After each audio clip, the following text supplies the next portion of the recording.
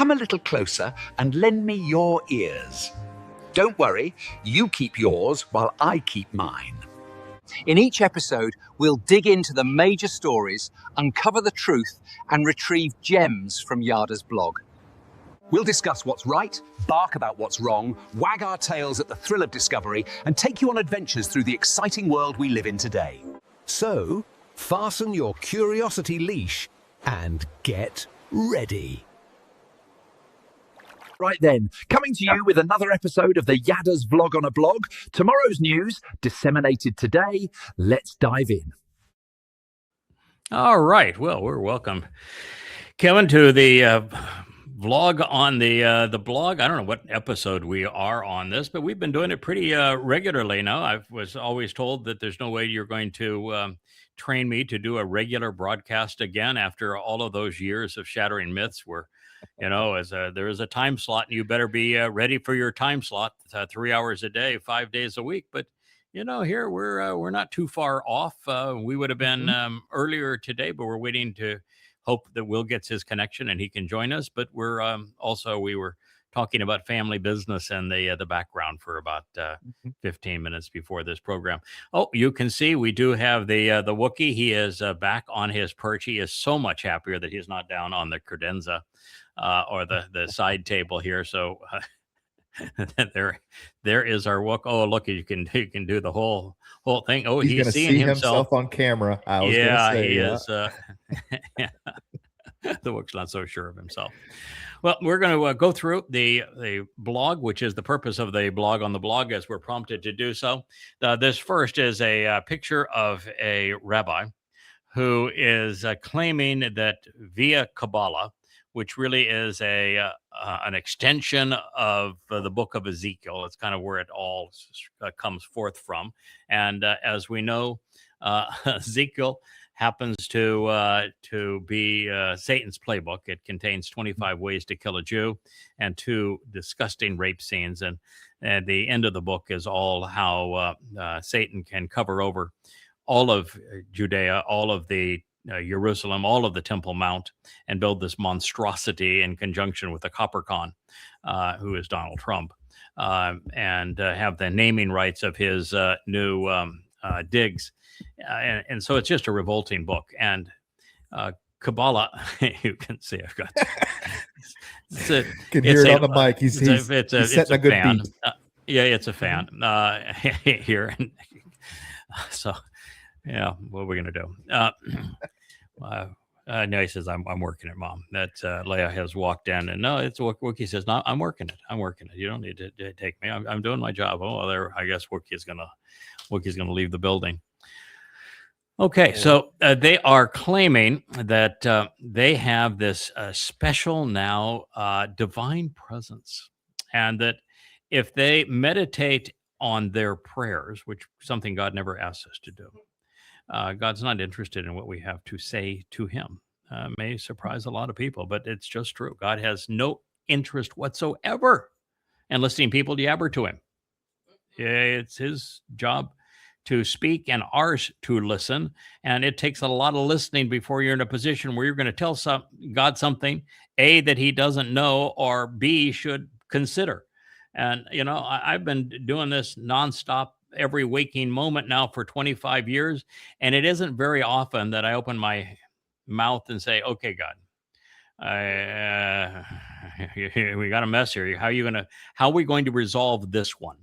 And, Right. and I'm not giving advice. I'm just saying, all right, I'm going to need some help here. But that's about the extent of it. And then I shut up and listen.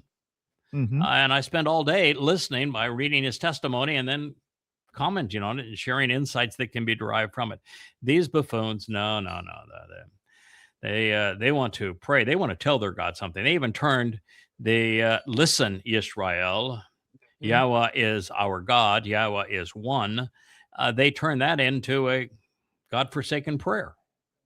How do you do that? I mean, you just got to be obnoxious to do that. And they even removed Yahweh's name, which was the entire purpose of the statement. Let's talk about how just revolting these guys are. And they're not just ugly looking with their weasel hats. They're hideous on the inside. This is the a malignancy, a tragic cancer for Jews in Israel. What they're claiming now is that because of Hasidic Judaism, which was invented in the Ukraine in the 17th century, that they are inviting the divine presence inside of themselves. Well, if you were doing that, then it would be the Spirit of Yahweh. And if you had his authorization to have the Spirit of Yahweh, he would be writing about you. Mm-hmm. But he has nothing positive to say about any rabbi. And if you were doing that, you wouldn't be overwriting his words with your Talmud or your Zohar, would you? And if you were doing that, you wouldn't contradict everything that he has to say, which they do. So this piece of crap here that is trying to look like he's a holy man is demon-possessed. You invite a spirit in, and you're religious, that spirit is of Satan, period. Weasel hat and all. Yeah, if you invite it in, you're going to get something. There's no doubt about it. And you're going to get something. That's how you get demon-possessed. You invite a spirit in while you're being religious or political. That spirit all the time is going to be the same kind of spirit that Paul and Muhammad admitted possessed them. Yeah, I read a little bit about this Devuk Kut or whatever. It is 100% Ukrainian. Okay, this ideology comes out of this sense of hopelessness that Yehud, or Jews, had in Ukraine. You know, where Baal Shem Tov started his little shtick, right? I mean, they were oppressed. It was a hopeless situation for them. And so they're starting to look anywhere they can. And when they start turning over rocks, you find some nasty things sometimes. And you do. I would not be a proponent of this Devuk, you know? No, I would say as far as away from a rabbi as you possibly can, and from Judaism, as well as from Christianity and Islam and Marxism and all of those things. They're all going to lead you away from God and from any chance of ever having a relationship with him. But there are very few people that are as belligerently obnoxious and lost as are the Hasidic rabbis. Yeah. Shame. It is a shame. So, this is Thomas Friedman. He is a man very, very full of himself. He is very seldom right. He is, if not the most famous, certainly in the top 2 or 3 most famous columnists for the New York Times. He is also an anti-Semite, and he is Jewish. So, it's quite an introduction. He's not stupid. He's just terribly and tragically misguided. Now, in this particular case, he is saying that it's crow, Mr. Trump, not lobster. And what he is trying to say is that the consequence of his blunder into Iran is that while he will call his deal lobster, it's crow that he's going to have to eat. And he's going to have to eat a lot of crow, and it's going to be served up raw and cold. But I said, he's supposed to, a man that's supposed to be able to turn a phrase. So if you're going to pair something with crow, it's not lobster, it's crow versus quail. And if you're going to deal with steak, as he goes on to write, he talks about it being filet, but it's shit versus steak. Let's make the alliteration work. Right. Crow versus quail. That is much better. This guy went to J school. He's been doing this his entire life, and yet he can't even turn a phrase. Right.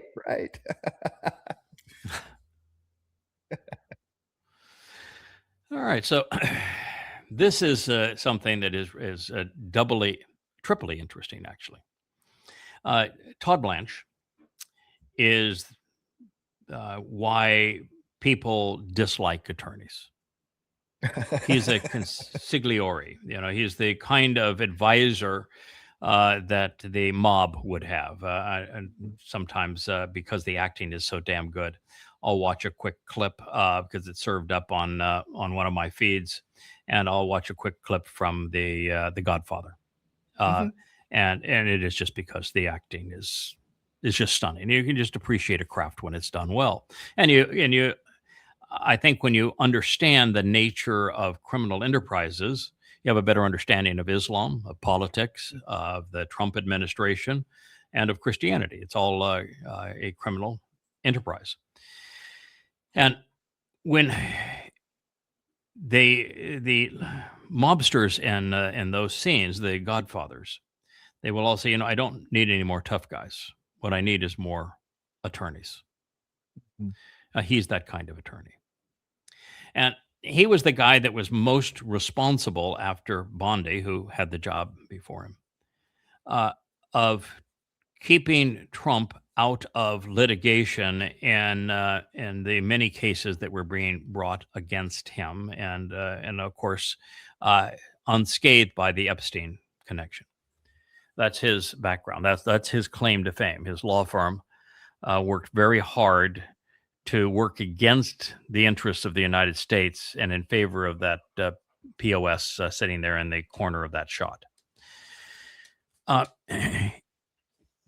To make him acting attorney general is like having the Godfather be president of the United States, and he choose the lawyer that's most responsible for running the mafia into the White House. That's what you have here.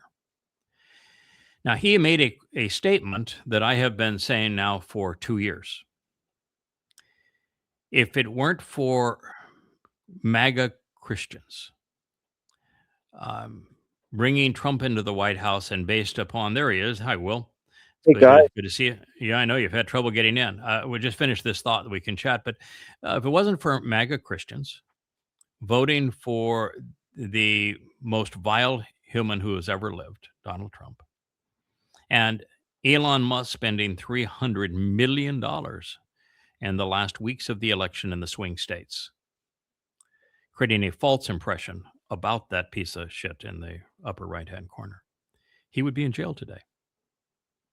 Literally, Right. he'd be in jail today. He had to win the presidency to stay out of jail.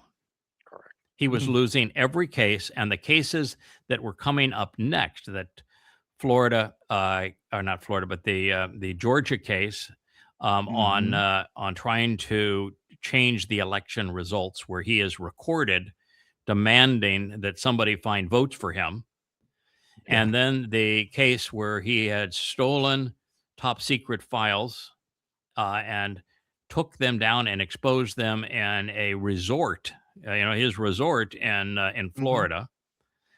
And then his explicit encouragement of that riot that took place on Capitol Hill on January 6th. No one had survived the court in Washington, D.C. on January 6th. Right. And no one could survive the Florida case. And he was dead on the Georgia case. He'd have been in jail. Yep. And so he announced, if he hadn't won the presidency and those cases were sidelined by the Supreme Court while he was president, he would be in jail. And the most recent thing that he has done, not only in all of the bribes that he has been involved in, and now his most recent stunt, which is to cut a deal with the IRS where he cannot be investigated, he can't be audited, he can't be indicted, he can't be arrested, which is how a crime syndicate is always caught, is through the IRS. To eliminate that as part of a deal, oh my God. I mean, we're not talking about he is impeached and convicted. We're talking about he goes to prison. Yeah, Leavenworth. And so what he did is he went to Congress and said, okay. That idea on the Trump's idea of the $1,776,000,000 to arm the belligerents of January 6th, a bad idea. We won't do that. But they want the rest of that IRS settlement to stand. He just doesn't want it to be investigated. So he's trying to throw the Senate a carrot here, a cookie, and say, all right, we won't start the fund just let the rest of it roll. Yeah. I don't think he's going to get by with that. I think they're going to dig right into it, and they're going to find all sorts of fraud. Well, you know he's going to find fraud, and they're really in trouble. And so Trump has the U.S. government now paying the bills of his private attorneys. Mhm. That's unreal. Yeah. Yeah, it's unreal. Hi, Will. Hey guys, I I was having a little bit of a I was having a little bit of a Wi-Fi issue here. I think it was a signal strength issue, Kevin. That's what the Okay. diagnostic said. So Okay, sorry well, about that. Didn't mean to be disruptive. no, that's all right. So we're finished with our fur. We had the Hasidic rabbi. We're accusing him of being demon possessed, and I think it's a very defendable position. And we're accusing Trump of having the government pay for his personal attorneys to defraud the nation. And Yada should be writing for the New York Times. And there's right. right. We also had Thomas Friedman not being able to turn a phrase.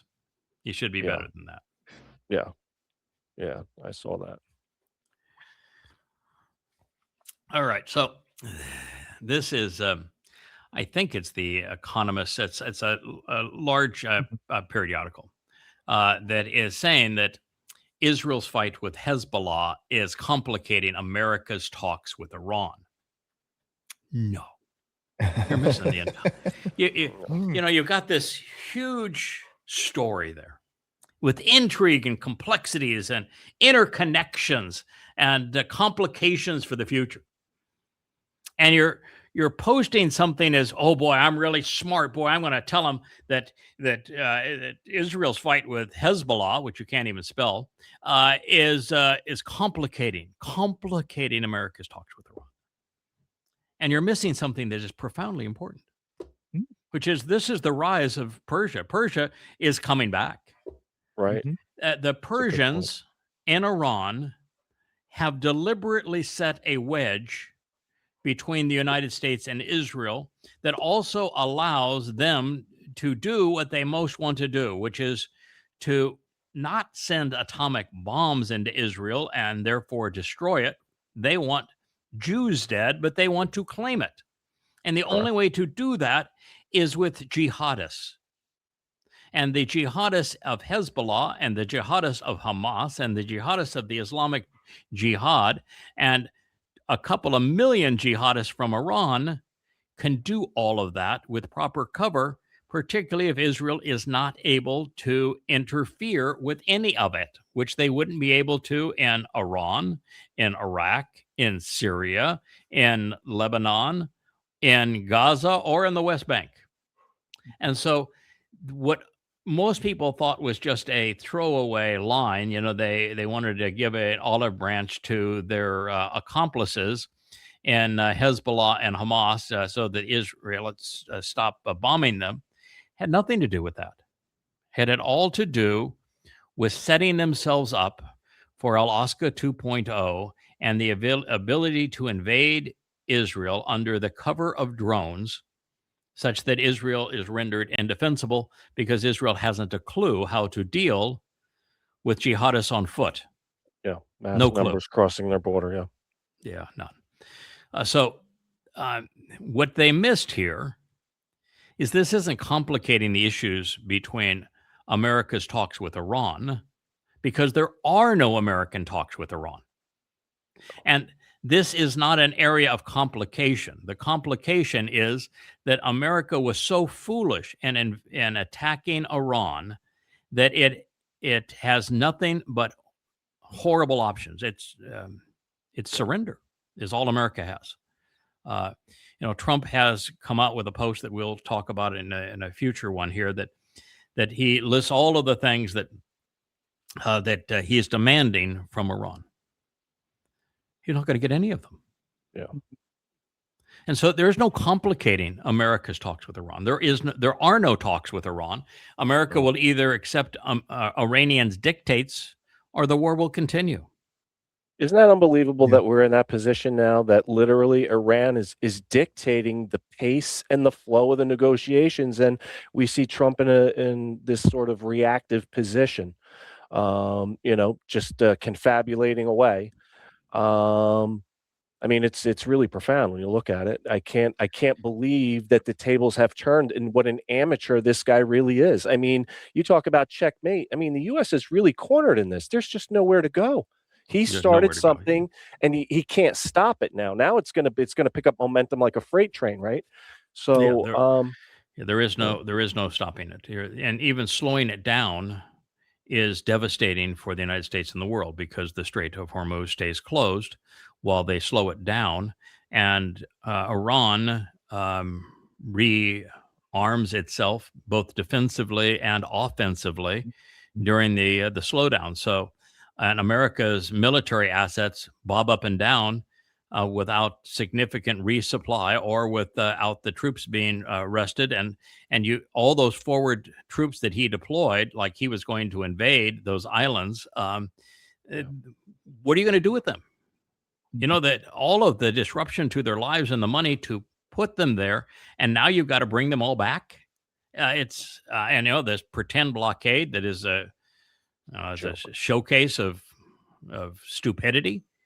The longer it goes on, the worse it is for the United States, for the petrodollar, for world economies, for world food production, for the U.S. military, who is already out of most of its necessary assets to deploy. And it gives Iran every advantage. So, you've got to wonder what in the world you're going to do, because you can't act again. You can't attack Iran again without Iran completely destroying Israel and all of the Arab fiefdoms surrounding them. So you can't attack again, and you can't back away. Yeah, and so your only option is to surrender to them, give them everything they want, and that's such an infinitely inferior position to where the U.S. and the world was prior to this attack. That's right. It's more than crow. You're eating the whole flock, feathers and all, served up raw. The story for me is Iran's redemption arc here. I mean, Iran was able to take on the most powerful military in the world, the United States, head to head, take every blow that they could give with Israel, and they were able to build a war machine to do that, a defense machine to do that, and to be able to attack back while under sanctions, while under constant sanctions from the UN for they developed nuclear weapons while under that. Just think when the surrender happens, all this goes away. The UN will no longer be sanctioning them. They're going to have an economy that is full. They're the hegemon of the region. Israel wanted to be the hegemon of the region, and America wanted to be the hegemon of the world. America lost its status of hegemon of the world, and Israel lost any hope of being hegemon of the region, and Iran emerged along with China and Russia. So it was utter and complete disaster. And the thing that is so interesting about it is that because we're students of the Torah, and because we study, we alerted everyone to how big a disaster this was going to be before it began, and specifically said each of the things that you're trying to achieve, you're going to make worse. You're not going to get regime change. You're going to solidify the regime, is what I told them. And that's what happened. Yeah. You're not going to eliminate the nuclear threat. You're going to cause it to become far more real and come to fruition by this. You aren't going to destroy Iran because you can't invade the nation, and it's way too big, too populous. So you have no chance of defeating them militarily, which means you're going to squander your military and your reputation in doing so. And you're going to exacerbate your biggest challenge, which is the loss of your economic credibility, because you're going to push Iran further into the embrace of China and Russia and the whole world against America for this stupidity. So everything that turned bad about this, we forecast before it happened, and then explained that it was happening when it was happening, and now we're saying it can't be resolved. As I said, there was no way out of this mess if Israel and the United States caused it again, and they did. Yeah. And so here's, a periodical, supposedly of journalists supposed to be smart people, and they missed the entire thing. Mm.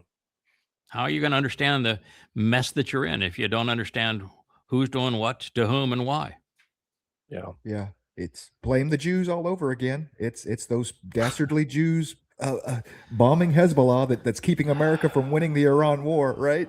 Or from having peace.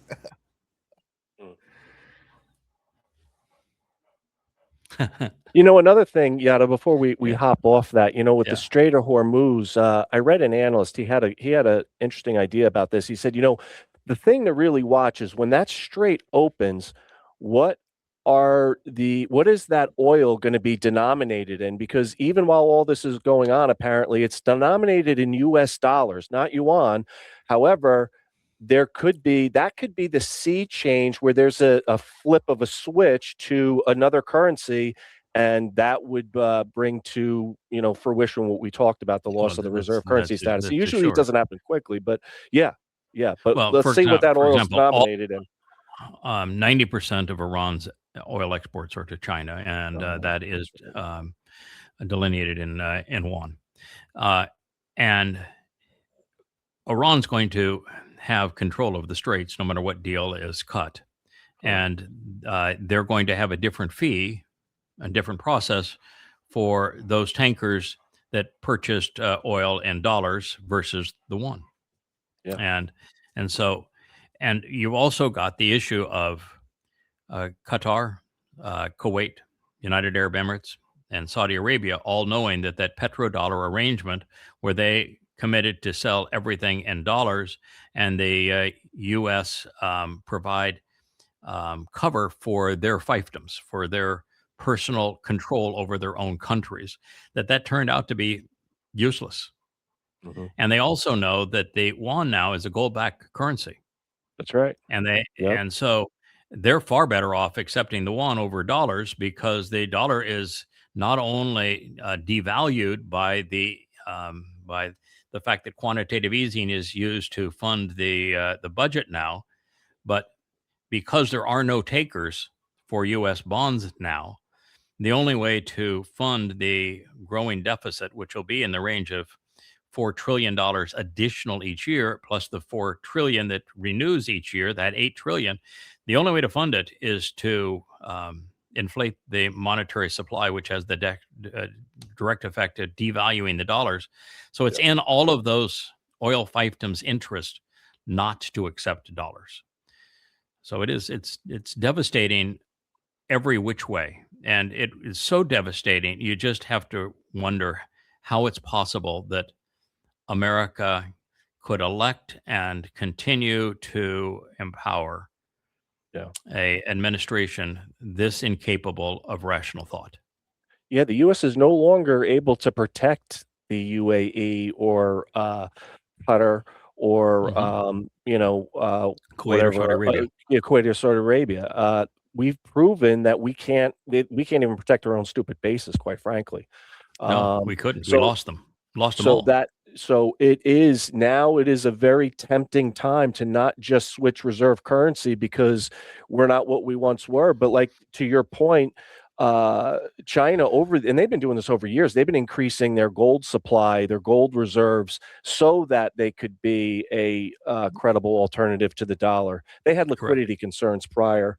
I don't know where they stand with that, but you can just see that whole Middle East picture. It's just changing. The protection racket is over. We cannot protect you anymore, and we're not the best dollar in town. It was the Godfather's protection racket. It was a criminal enterprise that we established with the oil fiefdoms, those dictatorships, those private estates with flags. It might as well be mafia heads of state. Yes. And we funded them while they were trying to fund our annihilation. It was a deal with the devil, and that deal with the devil is done. Yeah, it's over. Time to play out. So it'll be interesting to see how it plays out. Well, not interesting. We know how it's going to play out. That the only thing that's interesting is that China is actually the catalyst that is slow playing it, rather than America's enemy in this case. China wants to slow play America's demise because they're on such an upswing right now, and things are going so well for China, militarily, economically, shipbuilding in terms of their merchant fleet, their energy and independence, their relationships with the world, that Belt and Road Initiative for alternative supply lines, and that really brilliant strategy they came up with the rest of the world, which is that we'll fund your infrastructure. We'll build your airports. We'll build your ports. We'll build your railroads. We have the technological wherewithal to do all of these things. And we'll develop your mines and your energy extraction, and we'll do all of that. And if you pay us back on a reasonable interest on these notes, then we have done it all, and you have paid us for it, and it's yours. And if you can't pay us, which is, by the way, likely, then it's ours. It was brilliant. I mean, you can't lose under that circumstance. And they weren't judging the other people's governance. It says, you can govern yourself any way you want to, but this is our deal, regardless of administration. You pay for it, and it's yours. So you don't pay for it, it's ours. But either way, you have mines and railroads and energy extraction facilities and electrical distribution grids. You've got all of it that we're going to build in your country. So China doesn't want America to fall apart, because part of what they're doing requires a world that still is economically viable. And America cratering is devastating for China because of what it does to Europe and South America and other places. China would prefer to manage our decline. Slow it. If we fall apart, they're going to be in deep trouble. They know that we are going to fall apart. They know we're going to fall apart. They know we're going to default. Yeah. They would just like to slow our default. Say that America crashes over 5 years rather than this coming year. Yes. That's their goal. Yeah. So this FF says, how can we have a perfect world? Well, my comment, first of all, is that the moment you talk about perfect, you're being religious, because it's a fantasy concept, and all religions are fantasies. God himself isn't perfect. Right. No animal, no human has ever been or will ever be perfect. You can't say something that is perfectly accurate. There's nuances in everything. So what God wants, and what we should strive for, is to be right, and then to stay the course, to show that we can complete whatever mission has been assigned to us, or that we strive to achieve on behalf of the Almighty. And if we were all perfect, it would be exceedingly boring. If the earth was perfect, there'd be nothing for us to do. Mm-hmm. So I can tell you, we can make the world infinitely superior, better, if you got rid of rabbis like this and all religion, which God's going to do. Yeah. So you want to improve things? That's a great move. Start by getting rid of all religious people and all religious institutions, and follow that by getting rid of all political people and political institutions, and militant and militaries and militant individuals and conspirators and anti-Semites. That'll be a great place to start. Yeah. But you being gone, Rabbi, will make the world better. Yeah, the formula is simple. Walk away first. That's what Yah said to Abraham. Walk away, and then we can talk. But walk away and we'll talk. There's nothing to talk about if you don't walk away. Conversation ends quick. Yeah, if the world was perfect, the second that you do anything in that perfect world, by definition, it's changed and it becomes imperfect. So yeah, I don't think there's really any talking between Abraham and Yahweh. Oh, no. Yahweh said, I want you to walk away from Babel. And when you do, then, I'll lead you to a promised land. And when Abraham decided that he wanted to say something, like, for example, I think that my kid from Damascus, who's like a son to me, even though I'm not related to him, let him be the heir. And God says, hell no. Right. Next subject. Or when he wanted Ishmael to be the heir, and God said, no. Wasn't any discussion on it. Just no. Right. So you can say, oh, well, there was that real discussion when Abraham said, what if there's X number of happy people in Sodom? Would you spare the place? Yeah, okay. Well, what if there's, half of that? Okay. Well, what if there's half and half of that? Okay. Well, what if there's one? Okay. Took you a while, but that's what we're gonna do. Yeah. And I'm gonna go get the one, pull him out of Sodom, and then we're gonna. Yeah, and he's your nephew, and he ain't worth anything. He is really a horrible human being, but he's your nephew, so I'm gonna go get him. Right.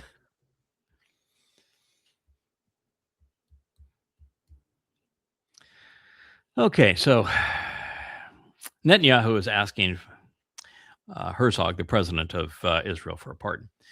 Now, do you know why he is asking Herzog for a pardon at this time? Why is he doing so? It was all Trump's idea. That's correct. Trump called and read him the riot act, cursed him out. And Trump says, I told Herzog to pardon you. And Trump believes that whatever he tells anybody, they'll do. So he says, you just need to ask Herzog for a pardon. He'll give you a pardon. That's why he's asking for it. And for him to beg for a pardon, it's just eating that man up alive. Yeah. His ego is, you can just see, it's like he's, okay, I was told by the teacher I had to go ask for a pardon. So here I am. But God, I hate this. But the fact of the matter is, for Israel to try, even convict Netanyahu over champagne and cigars is insane.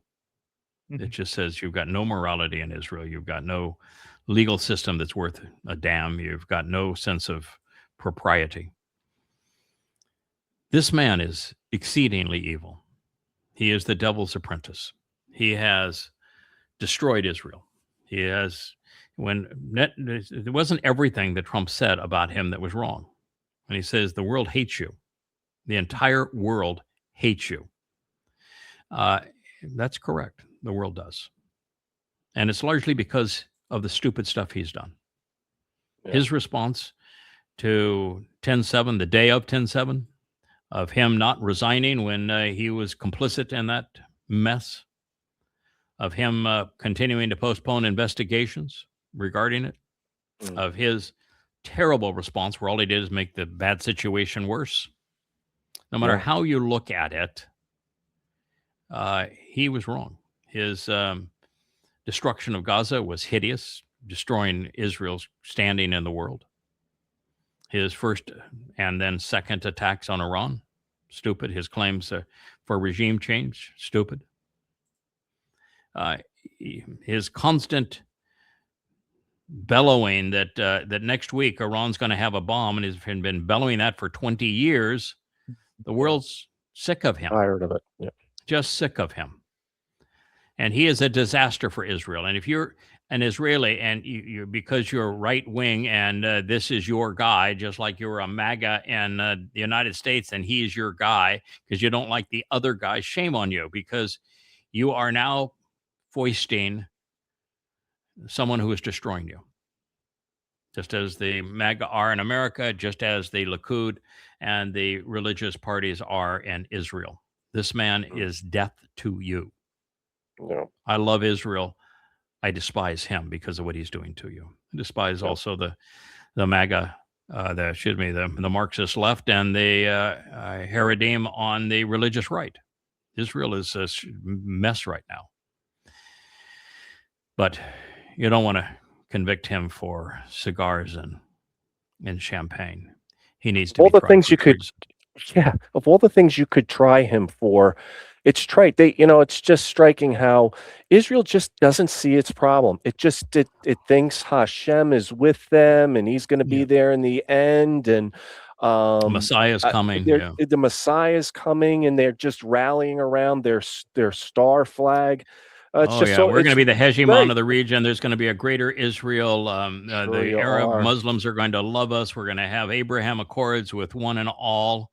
It's just as if they think that their poop doesn't stink. Yeah, they're misreading the whole thing. Yeah, and they right now are hated by the entire world. There's never been a country that is as universally hated as is Israel.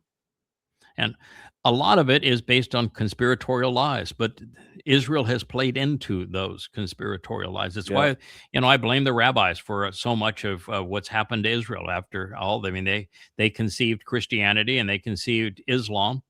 So they are guilty of creating their own enemy, but then they have fed into the stereotypes that those enemies have used to badger them. So Israel is its own worst enemy. Some things never change. This is interesting. I don't know if you can actually play it so that you can see what happens, but if you can play it, we don't need to have the sound, but the video would just show the picture. This is Kyiv. It is what happened in Kyiv last night.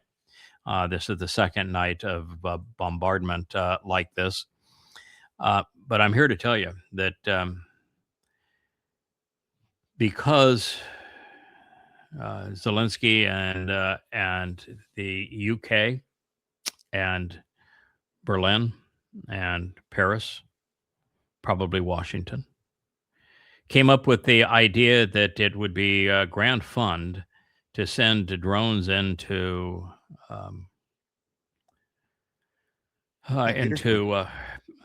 St. Petersburg.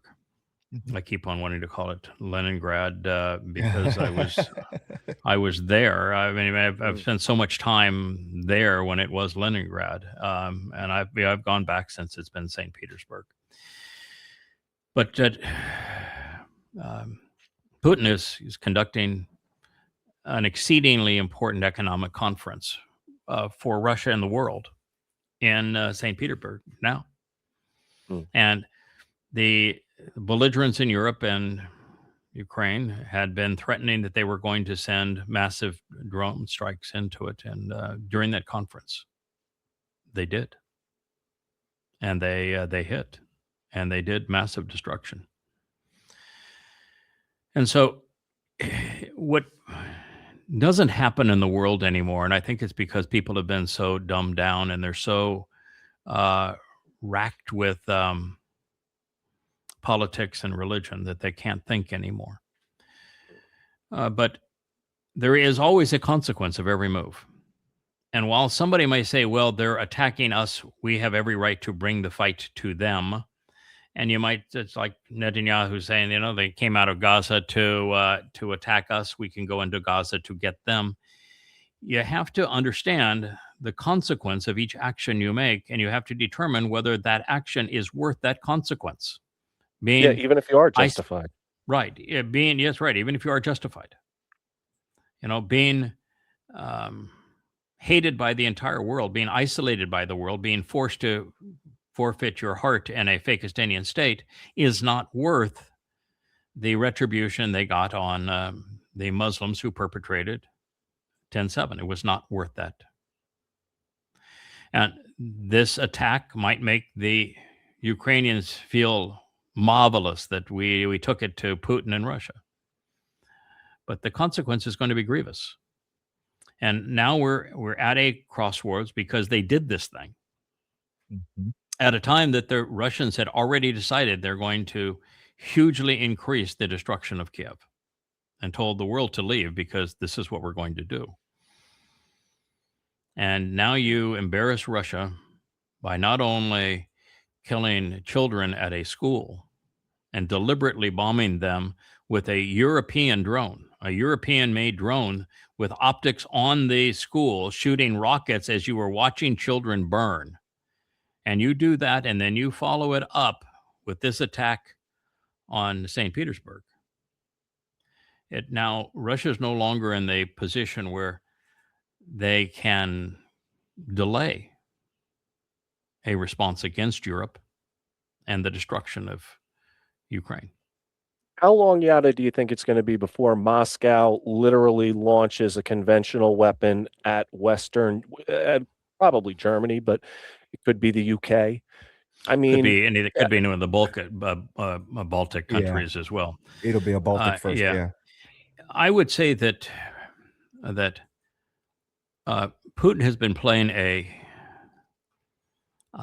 strategy that had the chance of prevailing, which is that Merz, Starmer, and Macron are so unpopular in the low 10 to 20% approval ratings that with parliamentary systems, there was no chance they would be reelected. And the AfD in Germany is rising now in popularity, and they want Germany first. They want cheap Russian oil, and they don't want their sons and daughters going off to die fighting Ruskies. And there's no one wants to fight and die for the UK with all of its pro-Islamic and anti-British platitudes. So his strategy was to protect the Russian ethnic regions, Crimea and through the eastern part of Donbass and the eastern part of Ukraine, and protect them. But go slow and wait for within 2 years the Europe becoming a far friendlier place. And that's what he was trying to do.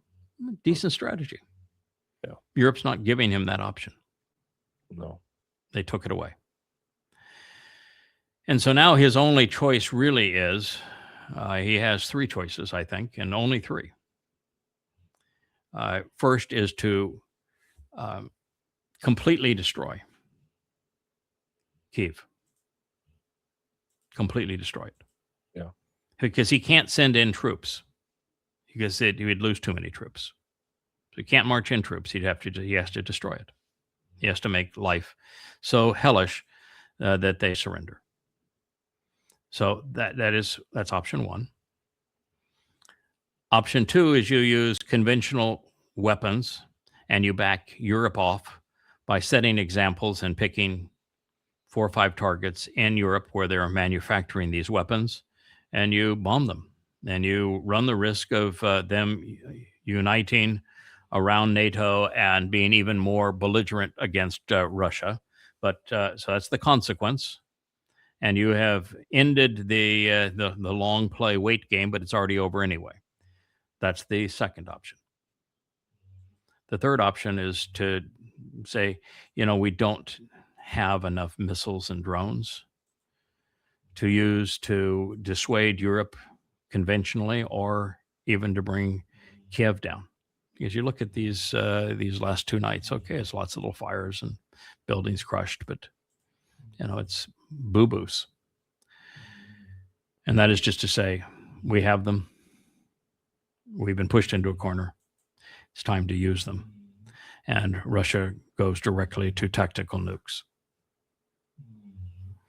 Those are the three options. Yeah. And if they take option one and it doesn't dissuade Europe, they have to go to option two.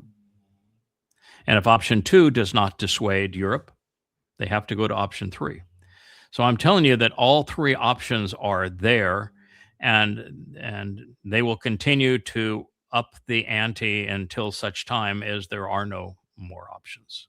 But that's the plan. Now, timing wise, I think for Kiev, Putin's a survivalist. He's a strategist. He has near 80% approval ratings in Russia. But if he doesn't take Kiev out now and take Odessa as well, he doesn't have to destroy Odessa. He just needs to take Odessa, but destroy Kiev. If he doesn't do it, his own party will assassinate him. They'll take him out because the fervor of the Russians is not anti-war; it's pro-war. So that's our situation. So if I were to say, give you time, I would say that Putin is so methodical, almost disappointingly methodical, that I think that what we're looking at here is that he'll stick to Kyiv for the next month or so. And I will tell you, though, that what happened in St. Petersburg today is going to change his calculus. Yeah, I think the European response, I think that he could probably get away with popping a few shots in manufacturing in Poland and the Baltics. If he hits anything in one of the big boys in France and Germany and Belgium, okay, that those Marxists will lose their mind and they will just nuke. They will just nuke. I'm not sure they can just nuke, because while France does have their own nukes, and there are allegedly some in the UK, for the most part, the nukes are American, and America is not going to nuke Russia. Right. It's just not going to do it. So now you're dealing with them, and they are so antiquated that I'm not sure they could pull it off. And should they do so before the first one of those nukes hits Russian soil, there'd be nothing left of France and the UK. I mean, people need to have an appreciation for the fact that the UK, France, and Germany no longer have militaries. Right. The UK can't float a ship. No. The French have nothing. Germany has nothing. They're spending money, but their economy is busted. There's nobody in Europe that wants to go fight a war except these leaders. They don't have a military, and Russia has 4 million men in uniform. They're well armed, they're well led, they're experienced, and their manufacturing base is geared to support them. Russia doesn't want to do this. It's a lose-lose game for everybody. But Russia proved in the last World War that you could send 4 million Germans after them, and they would sacrifice 25 million Russians to save them from them. And at this point now, the ratios are exactly the opposite, and even more extreme than that. Yeah. So I don't know what Europe is thinking, because they have no chance whatsoever to prevail in this. Their talk, their entire rhetoric is, we're going to go to war with Russia in 2030, right? That's all they can say. Yeah. No, it is in their rhetoric. You're right. And Russia says, to a person, guys, all of them. why? Yeah. We just want to sell you cheap gas. Every one of them. In fact, France just pirated the 5th Russian tanker. Pirated. Took it. Piracy on the open seas. That was the 5th one. That's France. Now, why Russia doesn't respond? It beats me. I do not understand. And the only thing that I can think of at all as to why Russia doesn't respond, I think there can only be one answer. And that is that because of the sanctions on Russia, the only way Russia survives right now is to continue to have good relationships with China, because China is buying their oil. China is their protector, is their big brother at this point. And Z doesn't want Europe and America destroyed. Right. So that could be the only restraint there is. Yeah. And Putin is not going to do something because he gets mad without consultation. He's not that kind of guy. So it's not like America decided they're going to attack Iran or invade Venezuela, now blockade Cuba without talking to anybody, just because Trump's got it as an egomaniac. That's not the nature of Putin or the Russian mentality. Yeah, spies rely on backup plans. They don't rely on just improvisation and gut moves. They just. Have you ever listened to a Putin news conference? Yeah. As a question, have you guys ever listened to a Putin news conference? Oh yeah. Unfortunately, they're in Russian, but yeah. Right. They're very, very, very long. They go on for 2, 3, sometimes 4 hours. Putin sits there with nothing but with a 2x2 note paper and a pen. And he has ears so that whatever somebody is saying in a language that is not familiar to him, and he probably speaks many different languages, but he has it translated for him. And what he does is, as a person asks questions, because typically it's a compound question and they make many statements before they actually ask a question, he writes down notes. And then the person stops and he says, okay, I'm going to respond to your first point. And he'll go and give a whole history. And then now I'm going to respond to your second point. And now I'm going to respond to your third point. And he's always on point. He knows the history. He knows the consequence of all of this. He knows who the players are and what has happened previously when they tried this kind of ploy. He is so well informed, so focused, so disciplined in his rhetoric. He is at a level that is beyond every other head of state in the world. Way, way beyond.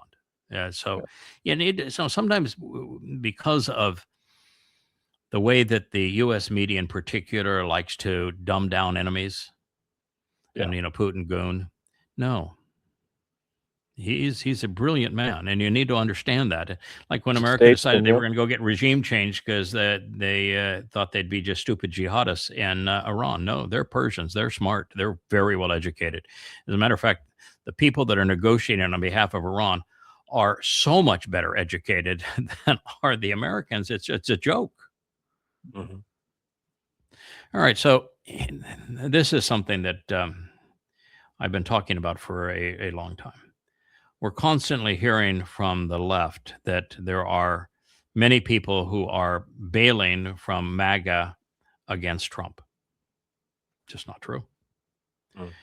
What they don't recognize is two things. Trump lost a long time ago the swing vote. So in all of those states that he won because of the swing vote, that 20% that's neither a Republican or a Democrat, because of Elon Musk money and the fact that people aren't all that bright, but mostly because the Democrats are Marxists and most Americans aren't Marxists, particularly American men. We're just not Marxists. We don't buy into Marxism. And the Democrats want to run Marxist candidates. And men in the middle don't like that. You're just not going to get a man that has worked for a living to vote for a woman who has never worked for a living, who is a Marxist, who knows nothing about business or your economy. If they run AOC, you wait and see. It's the exact same thing. Yeah. So they can't. It's not that the Democrats have picked up that middle vote. They haven't. So right now it's 38 to 40% to 38 to 40%.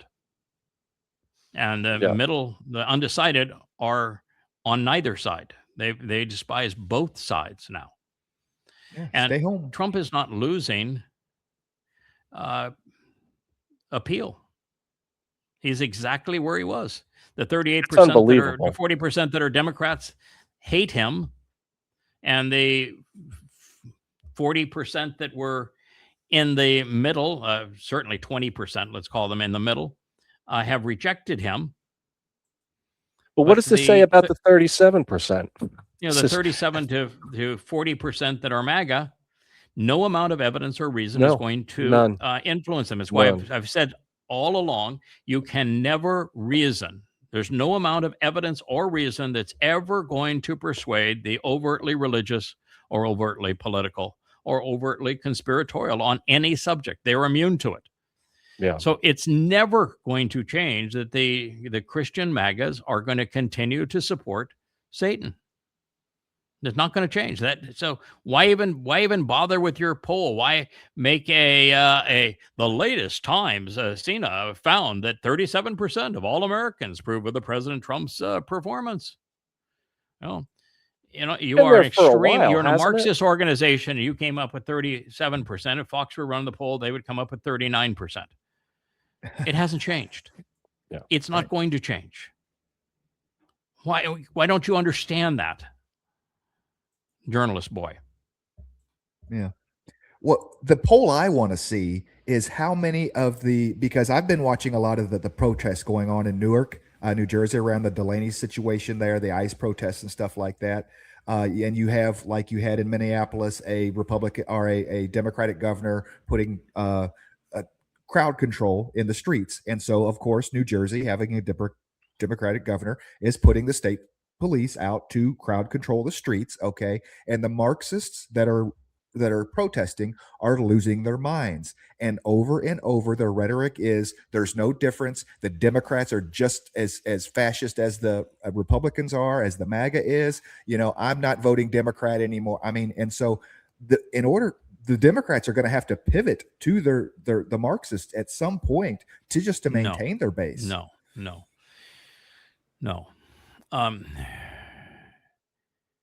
The Democrat Party is, at its leadership level, is extreme left progressive.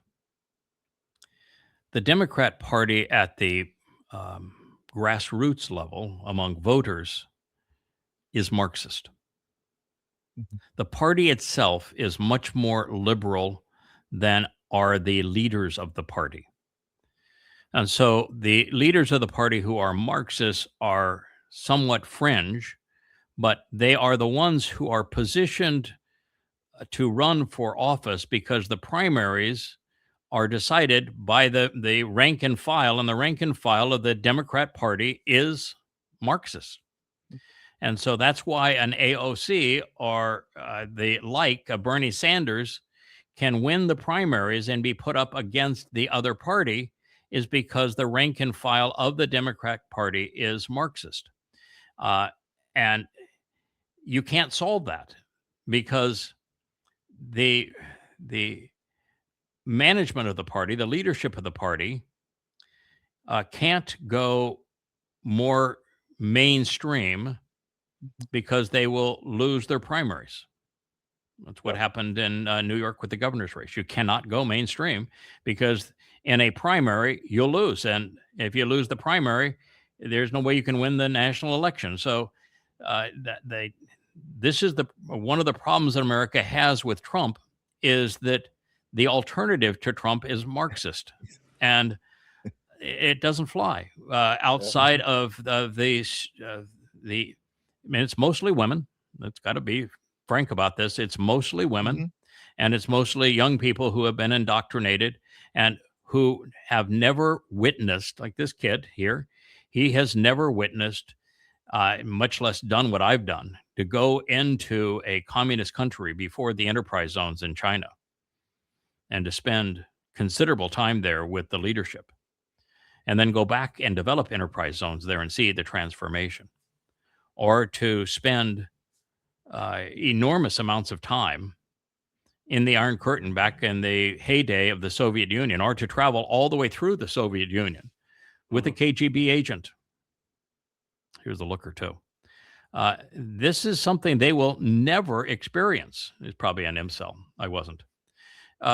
And because of that, they don't know the difference between East and West Berlin, East and West Germany, North and South Korea. They don't know how devastating Marxism is when it's applied. Yeah. And so they're just covetous. They don't understand why some people are successful and they're not. And they're covetous, and they come up with a conspiracy that if that the people that have money somehow defrauded them, when it's their problem is they have no initiative. They have no economic sense. They have no business sense. So they become dependents, and as dependents, all they can do is steal. And Marxism is stealing from the productive until there's nothing left to steal. So this is our problem, is that you have Marxists on one side and twisting MAGAs on the other in America, and there's not a nickel's worth of sense between all of them. No solution for these things. I know. Might as well just tell people the truth, that none of these things can be fixed. But if you know that they're all broken and that none of them can be fixed, then it should tell you should opt out and come to the only sane answer, who happens to be, well, that's why we do this. Right. Yada.com is your escape plan. Yes. That is your escape The plan. exit That is your strategy. insurance policy. That's right. Yep. Yeah, this is Israel is not just a house divided in Israel where you have 20 to 30% of Israelis that are Marxists. Tel Aviv is their haven, and 20 to 30% that are ultra Orthodox religious. With of that 60% in between, about 2/3 of them are right wing crazies. And so Israel literally is a house divided. But Israel there are two Israels. One is that little strip of land in the Middle East. Mhm. The other is the United States, Mhm. particularly the coast, and particularly New York and California more than any other place, Florida. And the Israel of the United States, which has I'm not trying to say they're controlling America. I'm just saying that there's 40 to 45% of the world's Jewish population lives in the United States, and 40 to 45% of the world's Jewish population lives in Israel. So let's be honest, there are two Israels. And the Israel in the United States is even more disruptive to Israel than the one in Israel. And it is because Jews have been overwhelmingly liberal. They've been the most liberal aspect of the Democrat Party. And it's been less than 10% of Jews in America who have opted for the more conservative approach to government, with 90% being more liberal. And so they've been supporters of the Democrat Party. And yet the Democrat Party now has turned, better than 90% of Democrats now are anti-Israel, anti-Jewish. So they've funded and equipped those that want to destroy them. This is a terrible position they put themselves in. And then everyone wants to complain about the Jewish lobby and Jewish money and American politics. It's pretty well split. AIPAC, which by the way is a tiny little player. I mean, AIPAC is so insignificant in terms of lobbying groups. It's amazing that so much political rhetoric is devoted to it. If it wasn't for conspiracies, it'd be laughable. But J Street is the antithesis of AIPAC, and that J Street is a Marxist organization of super liberal Jews, and they will support a Bernie Sanders who wants Israel wiped off the face of the earth, and who happens to be a communist. You can't survive this kind of stupidity. Jews are supposed to be smart people, and yet they continue to slice their own wrists. That's what they're doing. Yeah. Well, it's the ultra-Orthodox conservative Haredi versus the Marxist in Tel Aviv. It's the same thing in Israel. It is the same thing here. Yeah, it's a little different in the United States. Reform Judaism is the favored form. Reform Judaism hardly exists in Israel. In Israel, you are either Haredi or you're some version of ultra-Orthodox, but there is no political voice for Reform Judaism in Israel. And in America, it's the dominant form. And you also have to be careful in the Haredi, while they are votes, are not anything else because they don't work. They're parasites. And in Israel, and just votes and as parasites, they have no value in America because America does not work on the parliamentary system. In Israel, they are a force to be reckoned with, even though they are destructive parasites. They are a negative on the country, a blight on the country, a drain on the country. But in the parliamentary system, because they are 20% of the votes and they vote as a unified bloc, as the rabbi tells them to do, and the rabbis are doing it so they have power in the government. That's how you form coalitions through bribes in the parliamentary system, which I think is one of the worst forms of governance in the world, is the parliamentary system, and it's prevalent throughout Europe and it's in Israel. It's a horrible system, and that gives the Haredi parties clout, even though they are completely unproductive. They're parasites on their own country. In the United States, they just the only ones that have a voice. They have a voice through advertisements and money that they spend, and they're either Reformed or secular Jews and Marxist Jews.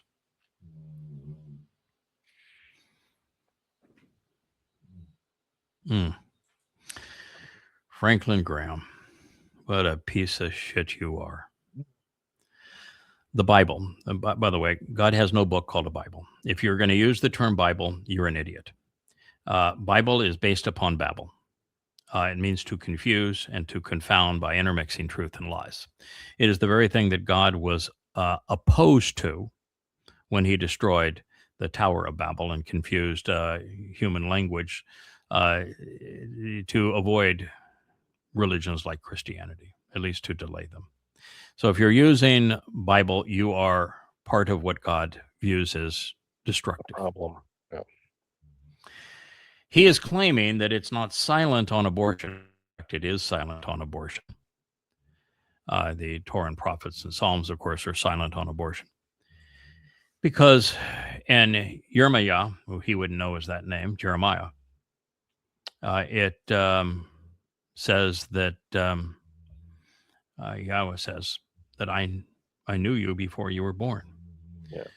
So that, and Franklin Graham's useless cranium, that means that God's opposed to abortion. First of all, the book he's citing from completely and totally destroys his religion. So if you're going to quote from that book as proof of something that you think is religiously important, you may want to be careful, because that book destroys your religion. Everything said in that book destroys Christianity. Yeah. And what it actually is saying is God is saying that I play favorites. And the people that I trust, I redeploy. This was not my first go with Yirmiyah. That's what it says. So Yirmiyah, like Dode, may have been given a call very early on. Dode was 8 years old when God said, this is my chosen one, and I know him, and this is my guy. It's because he knew him in a previous life. Mm-hmm. The same thing is true with Yirmiyah. That was Yahweh's first go with Yirmiyah. We So just then the question haven't. is- Right. I was going to say, who is? Yeah. Which one Yeah, is he? and I Who's knew there was- Yirmiyah? I told Rich this morning at breakfast, I said, I've got a post on this, and sure as hell, Kevin's going to say, so who was he in the previous life? I think the answer is actually pretty straightforward. First of all, what you have to know, if you're going to make these kind of claims, is that souls do not change. They are who they are. Their aptitudes, their attitudes are all the same. Souls are not divisible, which means the previous deployment must have come to an end before the new deployment can start. And God's not a slave driver. There's usually a reasonable interval between the taking and redeployment. Typically in the range of 50 years, sometimes longer than that, though, sometimes a couple hundred. So you'd have to, first thing you'd want to do is find out when Eliah was called. Or not Eliah, I'm sorry, but now I gave away my answer. But Yirmiyah was called around 630 to 650 BCE. 630 to 650. So who is somebody that was very involved? Because there's no prophet that was more involved in the politics of his day, meeting with the king, than Yirmiyah. First part of Yirmiyah is, don't go and do that deal with the Egyptians. It's going to blow up in your face. It's going to be really bad for everybody. Don't do that deal with the Egyptians. It's going to end up, and he went on and said, these are all the bad things that are going to happen. So he was not just anti-religious, he was anti-political. So do we know another prophet that was anti-religious and anti-political that was far enough away from Yirmiyah that he was available, that God had maybe taken him and could redeploy him? Will, you want to hit the ball off the tee? Hell yeah. Oh yeah, yeah, 850. Hmm.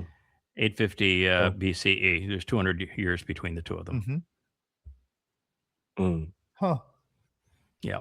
So That's the fascinating. answer is that you've got a 0% chance that Yirmiyahu's first gig was as the boy prophet. God knew him, knew his soul long before he was born. And God had somebody that he worked with, that he liked working with, that he was comfortable working with in a similar circumstance. You know, this was the takeover of essentially Phoenician influence, Phoenician religious influence over Israel. And this time it was Babylonian. And so he brought in his guy, Uzziah. Right. So, Mr. Graham, you don't know what you're talking about. Yeah, Yirmiyahu had to stay in the cities this time. He didn't get his walk away time like he had as Elia. So. Yeah, Elia is definitely an introvert. That is true. But you can tell in the writings of Yirmiyahu, he didn't like being public. All these guys were introverts. Yeah, all of them. And Mo was an introvert. They were all introverts. Dode was an introvert. They're all introverts. Yeah, it's very, very seldom does God pick an extrovert. Very seldom. And anytime he does, that extrovert is shooting himself in the foot and saying, "Oh my God, I can't wait to become an introvert again." Yeah. Trump and Netanyahu may be on the rocks. So, if somebody called you an effing idiot, and somebody says, "What in the F-bomb are you doing?" If somebody says the whole world hates you, would you say the relationship is like not very good? Strained a little, maybe. What could you do? You're the president of the United States, and you call the head of another country, and the only head of state of another country that is actually willing to kiss your butt. And you call him an effing idiot, and you ask him what he is effing doing, and then you tell him the whole world effing hates him. Where are you going with all that? What's next? What are you? What's next? And you tell him, "Oh, by the way, you can't defend your country." Why? Because I said so. Why? Right. Because I was told by Iran that they won't sign a deal unless you stop playing in Lebanon. So you can't do it anymore. So would you say the relationship's on the rocks? Oh, yeah. And did we predict that?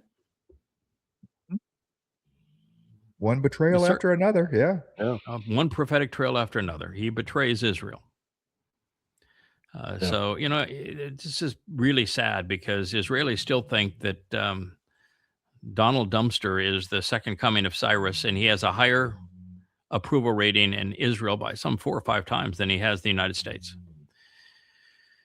And they don't recognize what their own prophets said in their language, recorded for them, that this is Rahab. He is Satan in the flesh. He is the one who is betraying you. Here's your sign. Read the damn thing. You want to claim to be a Zionist? Well, this Zion is a sign posted along the way. Read it. What was the purpose of having prophets if you don't listen to what they had to say? Yeah. And by the way, Netanyahu is an idiot. What he has, and he's not an idiot in the sense of he's an intelligent man. He's just doesn't think clearly. He is incapable of thinking strategically. He's incapable of running the scenarios so that he knows the consequence of his actions. But the fact is that Trump is an indiscriminate cannibal. He turns on everybody. Everybody. There is no exceptions. There is no one who has ever been associated with that man that he won't turn on. That's right. So it's just Netanyahu today, and it's just Netanyahu happens to be the head of Israel, and we care deeply about Israel, as does God. And so this is a really, really troubling thing. Mm. You know, back in the day when I was working for a living and I ran businesses, particularly during the earlier days where I was in marketing and sales with the sales-oriented business. I didn't sleep much at night because what I would constantly do, and I was always accused of it because my lips would move when I was doing it, is I would make my presentations, whatever I was going to say, before I would ever get there. And so I'm having this conversation and I'm imagining the person's expressions because I can read expressions. And I actually learned to read upside down too. If they would write something or read something, I could read whatever it was upside down that they were saying while I was talking to them. And I could read expressions. So I knew where things were going. And what I always did was I always had this imaginary conversation with real people and have them bring up the toughest objections. And I always practiced what my retort to those objections were going to be well before the meeting actually transpired. So when they brought up any one of 4 or 5 potential objections, I had the answer that would lead right back to where I thought it was appropriate for this conversation to go. I realized that a good answer delivered in a timely fashion was infinitely better than a perfect answer delivered a day late. Yes. Right? You've lost it by that time. Mm-hmm. So I always practiced it. I always thought these are the advantages of my competitors. These are the advantages of their products versus the one I'm offering. And these are the concerns that the client may have. And so I always practiced them in my head. So I knew all of the potential scenarios, and I did it enough that I was able to anticipate all of the eventual scenarios and have the answer for those scenarios, and sometimes avoid the challenging question just the way that I presented the information. And I learned a technique that was called the art of emphasis. I couldn't lie. It just wasn't in my nature. So because I couldn't lie, and I was a salesman, you always think that's what the salesman is supposed to do, right? Like the politician, you're supposed to lie. Job, if you're a right. politician, yeah, your economy is doing great. Everybody loves us. Our military is unstoppable. Yeah, we're winning the war. That's the chairman of the Fed is supposed to say, economy is doing great. No problems. You're supposed to lie. And salesmen are known to lie. I couldn't lie. I just wasn't good at it. It bugged me. And I didn't have a poker face. So I learned a concept called the art of emphasis.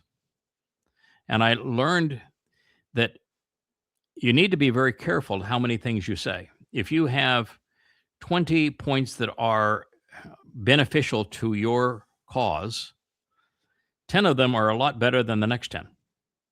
And if you give all 20, the person who is challenging you is never going to respond to the first 10. They're always going to respond to the last 10 where you're most vulnerable, and you're going to spend all your time debating your weakest points. Mm-hmm. So I learned there's only so much you want to say. And I learned that you can present almost everything in such a way that you have told the truth, but you've emphasized that which is important to the cause that you're trying to convey. Yeah. And so it's a strategy that I just don't think people care about. They don't hone. They're not used to interpersonal relationships, and they and cause and consequence, unintended consequences in particular, is something they've never thought about. And it's another thing. And I think this is really helpful that I had a whole life prior to this life. Is because there's so many life lessons that are crucial to our understanding. And one of the things that I learned is that no deal has any value unless that deal is good for everyone. The deal is either mutually beneficial or it's not worth making. And that if you can negotiate mutually beneficial deals, then you don't even need a lawyer. All you need to do is write down, get a piece of paper, write down the key points of what you've agreed to so that there's no misunderstanding. And you share that with the other party so that both parties know this is what you've agreed to. But you always work not to have a deal that is great for you and bad for them, because then it's bad for everyone. They'll find a way to cheat on it. They will end that deal all the time, 100% of the time. And so you have to learn that the art of the deal is the opposite of what that POS on the right there believes. Mhm. You don't bludgeon the other party. You don't dictate to the other party. You learn what the other party needs and wants, and you know what you need and want, and you find a way that you have reciprocity, that everybody prevails. And if you do that, you'll never be in court. I was never sued, ever. All these businesses. Yeah. Never. I didn't see the inside of a courtroom until I came here and served as an expert witness for a friend of mine. And it's because first of all, I never lied. And second of all, I never, ever strove to create an unfair deal with anybody. If I shook your hand and we had a deal, I would delineate what we'd agreed to on paper so there was no misunderstanding, and we would both honor that deal, and it was good for everybody. I don't think the world understands that either. That's why I keep on talking about the covenant. It's a deal between God and man, and we both have to participate. And if it is only God giving and man receiving, then it's not a mutually beneficial deal. We have to demonstrate that we have something to offer God, or he has no reason whatsoever to offer us anything.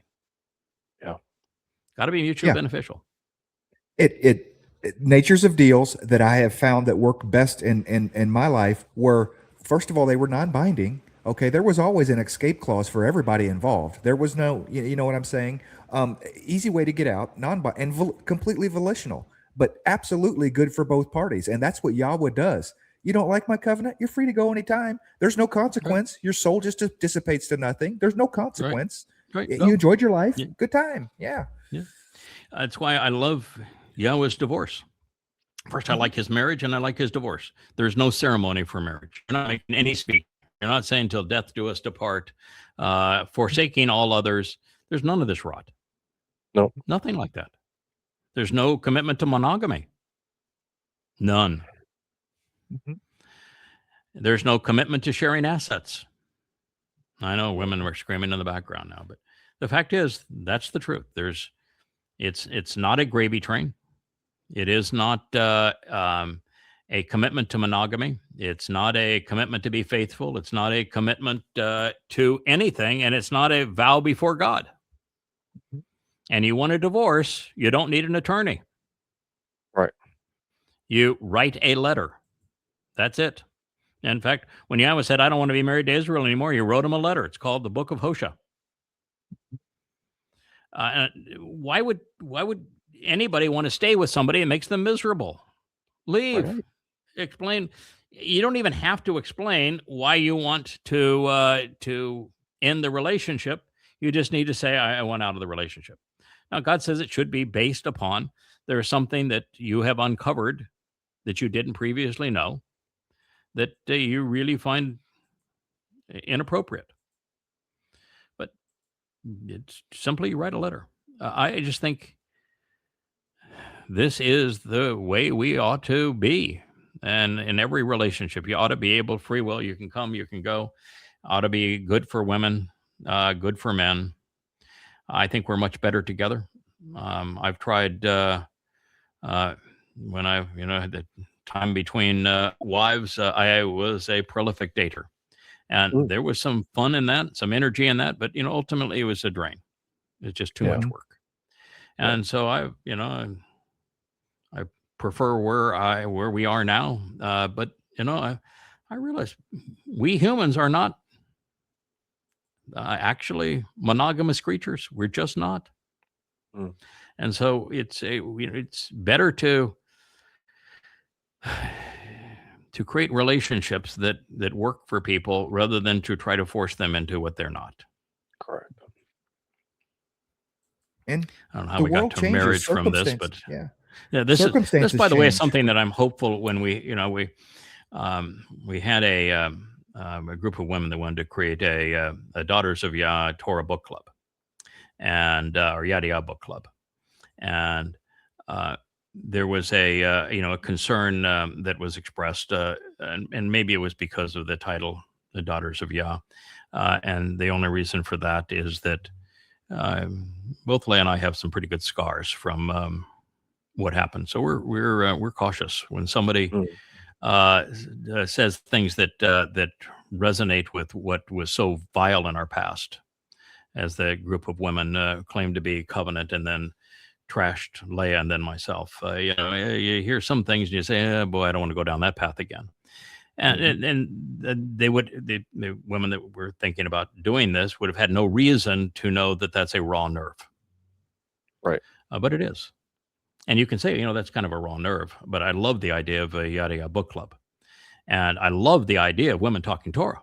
And I love the idea of women having a show, and whether they want to invite to do it on their show or not, that's fine. And I love the idea of trusting people to do their programs their way. Do your branding, do your show your way. But I also know that turning on lights, doing a live stream, having a camera there when you're not used to doing that, talking into a microphone, and going on for an hour or two is not natural for a lot of people. No. I've grown up in front of a microphone and in front of lights and on stage, and you just develop an ability to do certain things, and I put in 25 years of study so that I am those books. I represent those books, so I'm okay at it. But even then, almost every show that we do, you'll notice there's always something that I know is going to spur conversation. That's why I love this vlog on the vlog.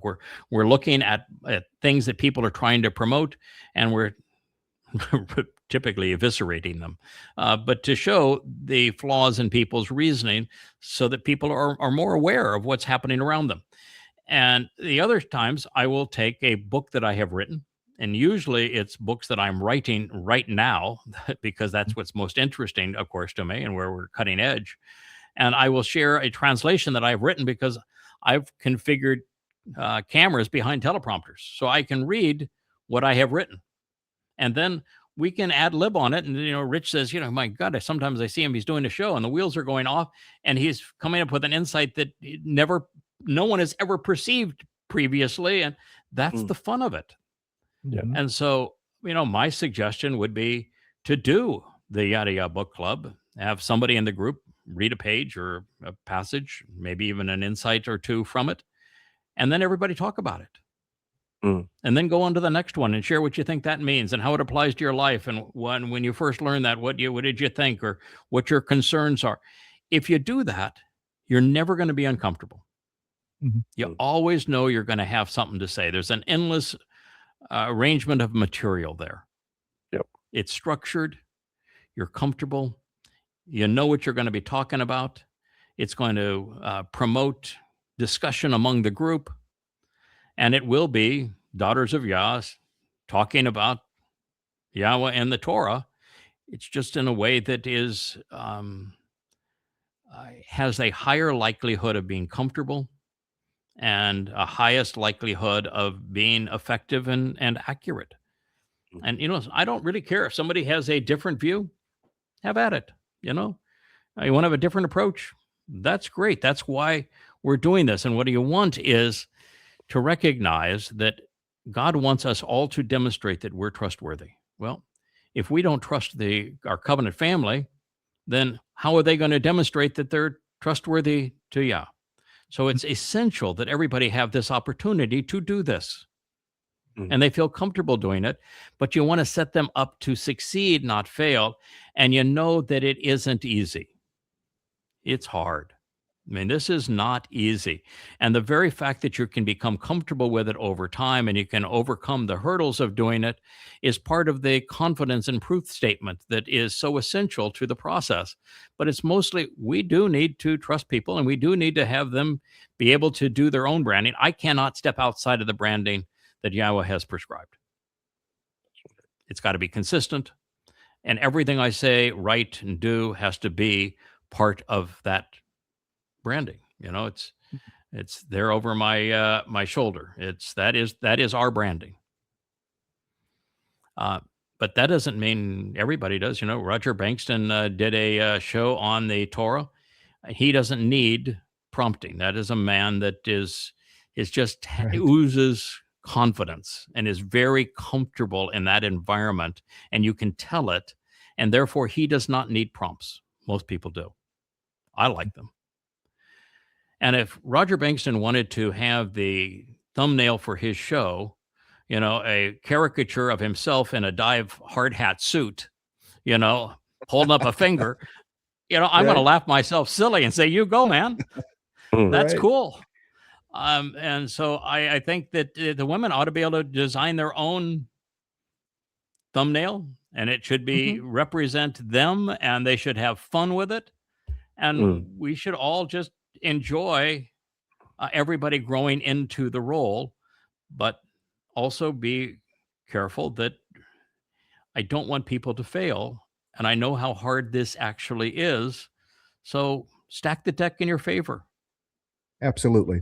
And Read something from the books. The Yada Yada Book Club is so easy. Read something from the book. Talk about what it means to you.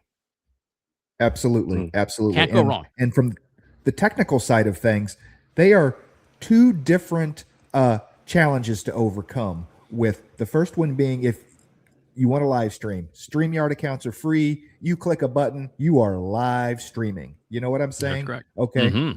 Now you need content. Woohoo. Okay. Woohoo. And you're out there, right? Now the other side of that, I want the safety net of recording. Okay, is fine, but now you have to learn to edit. So Right. what if you've got this great recording? It's until the rubber meets the road, and you can edit, and you can can use the software. I mean, so there are different hurdles to come from Yes. each side of it. When we chose StreamYard, I chose and other people don't have to choose StreamYard. There's like 50 choices here. Oh. And StreamYard is not the dominant choice. The dominant choice is choices that allow you to edit. They allow you to edit your sound. They allowed you to edit your visuals. They allowed you to cut and paste, to stop and start again, and to broadcast things that were recorded and have been enhanced and edited. I chose not. I chose not for two reasons. The first of those is I recall the enterprise of reading Prophet of Doom so that it would appeal to a broader audience, particularly in the Islamic world, where spoken English is something they were more comfortable with than written English. And I knew it could be broadcast on the internet. So I recorded Prophet of Doom, which is now goddamn religion. It's in the range of 8 hours of editing for every 1 hour of recording. And that's just audio recording. That's not the far more sophisticated video editing, which is now far more difficult because you have to sync your mouth and your expressions with the words. And so I figured if I do that, the content that we're able to deliver is cut by tenfold. Second is that Yahweh was quite insistent that it's time to talk because you are the books. And what that means, you can turn on a camera, you can turn on the lights, you can open a microphone, and you can talk because you've spent 25 years preparing. You know the material. And once you do that, what you then exude in a live stream is confidence. You can't make this up. You can't do what we're doing unless you know your material. And so I think that confidence is worth a lot. And I think it means something to somebody to say, this is a live stream. And this person's passion is real. It's not faked. It's not contrived. This wasn't something that they said, we're going to create a show and try to influence people for the following reason. No, it's all live. You're invited into our world. We're coming into your home. Thank you for allowing us. So I thought that was a better experience for them. And now if you are a person who's going to turn on the cameras and go with a live stream, Now, there is some experience. We had a learning curve on what cameras to buy. It turns out now these little guys at a couple of $100 or even closer to $100 are better in some respect to the ones I've got cameras that are between the lenses and the cameras and all the gear that supports them are $4,000 and $5,000, and I have a lot of them. And I've spent hundreds of thousands of dollars setting all this up. But you don't need that level, but you still got to integrate all of it. You've got to have a laptop. You've got to have a screen. You've got to have the camera. You've got to have the right lighting. You have to have the right setting. You have to be able to use StreamYard. And then the hardest part of all is there's not one person in 1,000 that can be the lead speaker in a live stream. Yeah. Unless it's very structured for you. Mm-hmm. And so the way that you make it structured is you play into your wheelhouse. Someone like Shannon, because he has been with almost everybody that's part of the covenant personally, he can have a co-host and do a show that is strictly, tell me your life story. Tell me how you came here. And he could do 100 of them or 200 of them and be comfortable in all of them because of what he has achieved in his life, who he is, where he's been, and how he's come to know other people in the covenant. He is perfect for that because he's been there and done it. Mm-hmm. There are people whose lives have been so filled with challenges they've had to overcome, like a Roger Bankston. I don't think Roger ever puts himself in a position where he can't figure it out. Mm-hmm. And as a contractor and a deep hard hat diver, there is no situation that he hasn't thought through all the contingencies before he straps it on. Just the kind of guy he is. I'm not going to give Roger Bankston advice as to what he needs to do. He's proven that he can do it. It's just that's in his wheelhouse, right? But we have a whole lot of people that I know. I watch and read their little comments on the chat and say, "I've got this idea and I want to do this. I'm thinking about that," and they have a really tough time getting traction. Mm-hmm. You know, what do you think about this? Looking for approval. I mean, how many posts do we have? I've got this idea. What I think about doing that. I don't know if I can do this, and they'll post 100 posts talking to people, getting feedback from people that can't get going. Right. Just there's a lot of that. A lot of that out there. Now, if you think that getting going, if you can't get going, then what's going to happen when you turn on a camera and you're live streaming? You know, I watched our Gen Zers, and they turned on the camera, and the first 20 seconds was one person kind of mumbled and one stared into the camera, and then finally somebody says, "Well, I'll step up." Mm-hmm. Well, you don't want to do that. I mean, you can do that once, and it's cute, but you don't want to do that the second time. Right. Okay, and structure is something that we all do well with. God has given us wonderful structural tools to live our lives within, certain parameters that are healthy for us. There's nothing wrong with structure. And so I'd strongly suggest that everybody try a little bit of structure. Think of what you're going to do, have a plan for it, and carry out that plan. But you're going to be a lot better off if you aren't just looking at a camera. Like when we're doing this show, I can't, I do the teleprompter shows. I'm looking at the text that I have translated. You're doing this show, I'm looking at you guys and what's being presented. So I have something to respond to, something to look at, something to trigger communication. They need that. Yeah. So that's my thoughts on the whole thing is that you ought to be free to brand your show your way. I think you ought to be encouraged to take advantage of the fact that I've got 100,000 hours invested in this and lots and lots of, 25,000 pages of translations and books and all these audio shows. You ought to be able to capitalize on some of that and follow an example in the sense that I'm better prepared than anybody in this group to do this kind of work. And yet I don't ever go and say, let's just turn on the camera. I either have translations I'm going to talk about, or I have images we're going to talk about. Yeah. Always. And it's because that's just how we're more comfortable. It guides our thoughts. Have an outline. You know, if you're using a laptop and you're putting the camera on top of the laptop, then you can put your outline that you want to talk about on your laptop. Yeah. In fact, with these little cameras and the software that comes with them, you can turn your laptop almost into a teleprompter where you're able to visualize everybody else in your group and your show, which helps. If you can't visualize somebody, it's really hard to have a conversation with them like we're doing. But you can also have your notes superimposed on that. So there's lots of things that just will make people feel comfortable. And the more comfortable you are, the more confident you're going to be. And the more confident you are, the more effective you're going to be. Yeah. You have a team of people that are willing to help. And that is the word, help. I'm not doing it for you folks. You know what I'm saying? Right. People reach out to me. I will answer questions. I will do absolutely whatever I can, you know, but I am the type of person that send me content and I can make it something. But until you have content, you know, until you have you sitting in front of a camera, saying words, I can't do that for you, you know? No, and don't want to.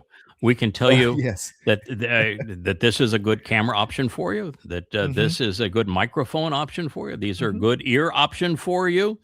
This is a good format for a show for you. This is a good streaming platform for you. But you have to take the initiative. And somebody, it's one thing for you to say, all right, I'll help you with your first show. But, you know, after that, they've got to have their content, their team, they're ready, their equipment. And there are thousands of free online video presentations on how to use the camera, how to set the lights, how to make the microphone integrated. And, you know, you don't have to have the, you know, XLR connections into the fancy conversion boxes that we use. You don't have to have Shure 7Bs. You don't. And if you do it and you start doing it every day and you fall in love with the process and you're making a real contribution, then, you know, pop for the $700-800 for the Shure 7B and the more for the cables, and then get that forthright box that you can integrate many microphones into, and you know, get multiple computers so that you're knowing what you're doing when you're streaming it, and buy the panels of lights, and, you know, do all of it. But you don't start there. Yeah. And I started there. Now, the reason I started there is I got the big guy saying, this is what I want you to do. And if the big guy says, this is what I want you to do, you don't start at the bottom. You know, you says, you were awarded a big really contract. I've taken care of you, now take care of my people. He's really good with that line. And so, you know, you don't say, what is the cheapest camera I can buy? No, what's the best camera I can buy? And how many of them should I buy? Right. You know, I probably have 30 microphones. And then Rich brought another half a dozen. I probably had 25 cameras, and Rich brought more. Across I three probably studios. have 5 miles of cable, and Rich brought more. You know, I don't know how many computers we have now, but my electric bill has doubled. So I know it's a lot. You know, I mean, not many people has ever owned and operated a teleprompter. We have 3 of them that are operational and actually have a 4th sitting ready to deploy. You know, so it's, you know, but then I'm in a different position. And in the different position, yes, I had success in business, so I have the means, but mostly it's, good God, I don't want to disappoint the big guy. You know, there's a lot riding on this, and it's a very short amount of time to be all in, and then we'll plead for a vacation and you know, special dispensation maybe for some time off for good behavior later. But let's get the job done, and you know, if you know, I've got a wall of cupboards here and a wall of cupboards down the next aisle. they're filled with gear, just waiting to be deployed. We got a backup for the backup for the backup. We are here because, well, first of all, it's the best job in the world. But second, to have God say, I'm going to deploy you for this job because I trust you to do the job. And for darn sure, you're going to follow it through, right? Yeah. You're going to say, no, I'm going to prove you wrong, God. I'm really a louse. No, you're not going to do that. Not in you. No, it's not in me. No, I'm finishing right now the end of what we know about Noach. And I'm finally within 7 or 8 verses of getting to Noach's only spoken lines. Noah doesn't speak until the next line is, and then Noah died. So he has no speaking role. It's very much like Adam. Adam was only one thing that Adam says prior to his departure from the garden, where he wallows all over himself. It takes a long time, and now we find out multiple lives before you actually get a speaking part with Yahweh. So you're well cast prior to that time. But as I'm reading this, I'm challenged now with what I think is one of the most interesting of all. Not most interesting. It's just one of many interesting things to understand. Every passage on the covenant towards the end is that it appears that Yahweh was saying that I'm making my covenant with you and with all flesh, kol bashar. So I did a little analysis. What would all flesh mean? Well, there's animals. Like 100 sextillion ants. There's even more bugs, including mosquitoes. There's that range of worms. A lot of souls out There's there. that many individual E. coli bacteria in just one Petri dish. All flesh would mean you're going into heaven and it's going to be brother and sister worm. How are you, sir, mosquito? So if you think that God endowed the mosquito and the worm and the bacteria and the fungi, which is a living organism, and I'm not talking about viruses, these are all living organisms, with the capacity to reason their way to God, to determine what the conditions are of the covenant and how to participate in the covenant, and you're going to be sharing a bunk with them in heaven, then I think you're nuts. Ain't going to happen.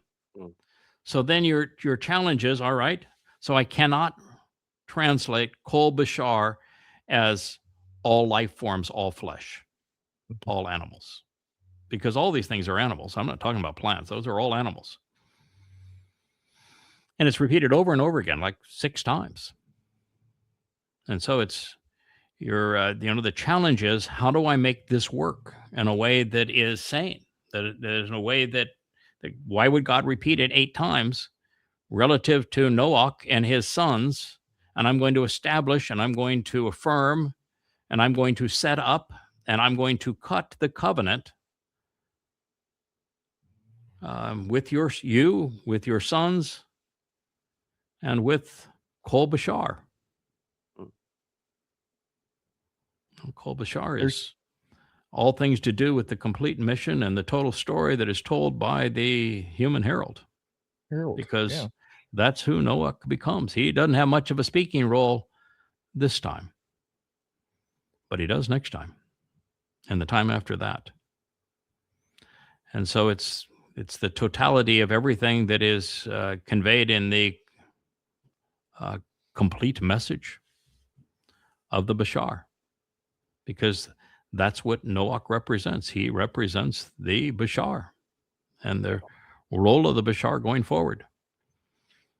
And so it's, it takes a lot of work to not only come to that conclusion, but then prove the point. And you prove the point by saying, you can go with what everybody else is going with, all flesh, which is a really odd translation, by the way, of Bashar. You can do that. But this is what it means. 10 to the 20th power bugs, 10 to the 30th power worms and other creepy crawlies, 10 to the 40th power bacteria? I don't think so. Yeah, you don't even have to go to back. I mean, just animals alone, in my mind, is absurd that every animal that ever existed for no apparent reason makes it to Shamaim. I mean, You know, they have no everything option. everything except fungi and bacteria would be considered an animal in the list that I gave, but we're having a real tough time with our video right now, Rich. Everything would be considered animal with the exception of those two. An ant is an animal. A mosquito is an animal. And just in terms of ants, there are 10 billion ants for every person. Yeah. So no, it's just not reasonable. God's reasonable. Let's do one more on our bulletin board here, or a couple of more, and let's see what we have. Karen Bass. She was the woman who decided she would be not only be out of town, but she couldn't even get back for the wildfires that destroyed so much of Los Angeles County. I mean, just torched it, and largely because of her appointments where diversity trumped ability. And she is just a nitwit. And she has no responsibility, no business management capability, and nothing that she can offer that has any value to anybody other than she's a Marxist woman of color. Yeah. And so it's why I say that elections, the democratic system is useless because there are just not enough people of knowledge and substance to cast meaningful Or morality. votes. Yeah. Yeah. And so for this woman to be renominated as the Democratic candidate after all that she was exposed to being so useless, and there she is surrounded by all those women and people of color. No, the fact that you're a woman, the fact that you're a Marxist, the fact that you have a skin pigmentation does not make you qualified. Doesn't disqualify you, but it doesn't qualify you. And that's all she's got. She's a nitwit.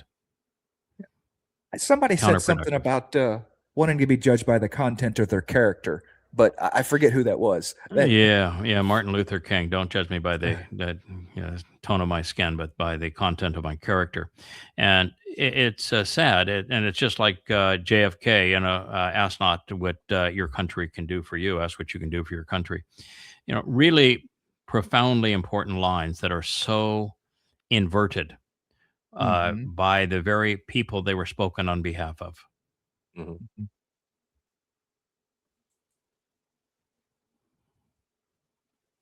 That's what they do, got next though. There, sir? What works for me? Babylon B. Once upon a time, when I first got involved in social media, before I left social media, they were really funny. They had wonderful bits on showing how fascism and socialism, for example, was the same beast. They'd have a Marxist go meet Hitler, and they found they all agree on everything. And it really funny bits, and they were really insightful. Now there's nothing. I mean, here Trump is shocked to learn that genocidal jihadists often don't negotiate in good faith. Well, the person that doesn't negotiate in good faith is Donald Trump. Right.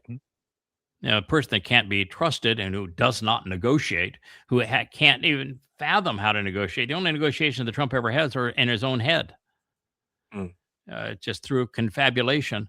And so it's not funny if it's not true. And so they've lost their sense of direction and guidance here. Yeah. How about for the American people, or those of us just on the sidelines?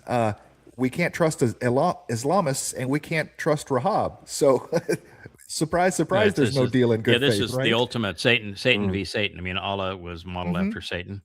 And if you disagree, then read Goddamn Religion, because I prove it overwhelmingly that Allah was modeled after Satan. And the prophets of Yahweh prove that Donald Trump is Satan. So it's Satan beating Satan. And in that conflict in the in the Islamic Middle East. This is the moment that Rahab emerged. Yeah. I don't think he'd have won the election because he I lost told the my last wife. debate. He actually lost the debate with Cackles. Badly lost the debate with Cackles. So he was going down. And this was the moment that Rahab emerged. This is the rebirth of Satan right here. You can look at his eyes, his look, that whole thing. That was the moment that demon-possessed Donald Trump managed to rise to position of power and to stay out of jail. Yeah. Yeah, I remember seeing it Yeah. live when it It's happened. And defiant I just there. I turned to my wife and I was just like, he just won the election. Yeah. There Yes, he is did. no this shot on the TV. This moment is a 30-second soundbite. He just won the election. Yeah, there are a lot of people that think the whole thing was set up and fake, and I'm personally don't know, and I think that we don't have enough information to make that call. But I can, there is circumstantial evidence, like there's a picture of his right ear. Ears are mostly cartilage; they don't regenerate. Mm. You take a bullet round through the ear, it's going to leave a notch. I saw fighters. Holyfield, for example, had his ear bit. That's right. It doesn't grow back. No. You notch the ear, it does not grow back. Oh. Mike Tyson's teeth marks on it. Yeah, Mike Tyson's teeth marks. That's right. And so, does it look like it actually occurred here? No, no. So, does it look fake at the event? Yes. But does it matter if it was fake or not? No, because he's Satan. It doesn't matter if he faked his. When you're Satan, does it really matter that you faked your way to the presidency? No. What do you expect from Satan? And here, the world is celebrating the fact that Trump cursed at Netanyahu, and he used 4 F-bombs in the conversation. And I constantly tell people that don't use F-bombs. If your go-to verb is an F-bomb, and it's so prolific in social media, good God, it is the go-to verb of choice. If that is your go-to verb, you got nothing to say. You got no argument. You have no intellect. You have no sense of logic or propriety. Don't do that. Don't stoop to that. That should be, as I say, should be a lesson to everyone that what Trump had to say to Netanyahu is inexcusable under any circumstances, much less two heads of state. Mm.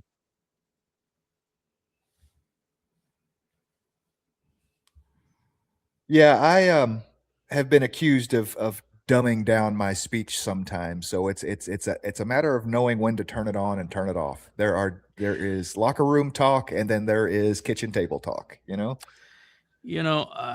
I realized, and I'll go ahead and talk on this in a moment, but I realized that men and women have become far more prone to swear than previously. And there are words that I will say that people think are swear words. Shit, for example. I don't have a problem with shit. God doesn't have a problem with shit. He uses it all the time. Damn. I don't have a problem with damn. God uses it all the time. So I think there are some words that are appropriate for us to use. I just never see where it's appropriate to use the F-bomb. In fact, even the origin of it, as to fornicate on the order of the king. Consent of the king. Yeah, fornicate and consent of the king. I don't buy it. I don't like it. I don't think it's a verb. I don't think it applies in any situation. I don't think it advances any discussion. And of course, I did all those years of syndicated talk radio where one of those will assure you will never be back. And what they did on my shows, I was so disciplined in my language, they took me off of delay unless we had callers. If we had callers, they put the delay back in. so the callers wouldn't say something stupid. But today on the in the internet and social media, it's just all a progression of F-bombs, and I just don't think it's colorful. I don't think it's appropriate. This photo, they're saying, proves that America has finally reached the peak of absurdity under Trump, because that's the UFC fake fighting in the White House lawn, and it's of course to celebrate Trump's birthday because no one wants to celebrate with him. He's he had his military parade, nobody attended, and now he wanted to have the great 250 state fair and have all these singing groups, and nobody wanted to sing at an event that he was sponsoring. So he said nobody wants to hear them sing anyway. They're all has-beens. So we just won't have it at all. And here he likes the way that this particular audience receives him. This is MAGA Christian knuckleheads that like violence. These are the 37%. Yeah, this is the 37%. This is the fun of the 37%. I remember back in the day, and I had this knucklehead who was a conspiratorialist that would chime in on our shows, and this was what he loved. He loved this sport where people were beating. He was, was essentially an invalid, so he couldn't participate. But he loved people beating each other up. I don't find any enjoyment. This is not. I have never watched one of these. I will never watch one of them. I think there's something sick about watching one of them. I'm disgusted that it's popular. And that's what's going to be in the front of the White House. If it, say we're going to do something really elegant and we're, going to do figure skating, it's going to be really beautiful, or there's going to have a gymnastic competition. Okay. And because I think they are so enormously talented, then you'd Olympic pick a gladiator sport, gymnasts, but pick a gladiatorial sport.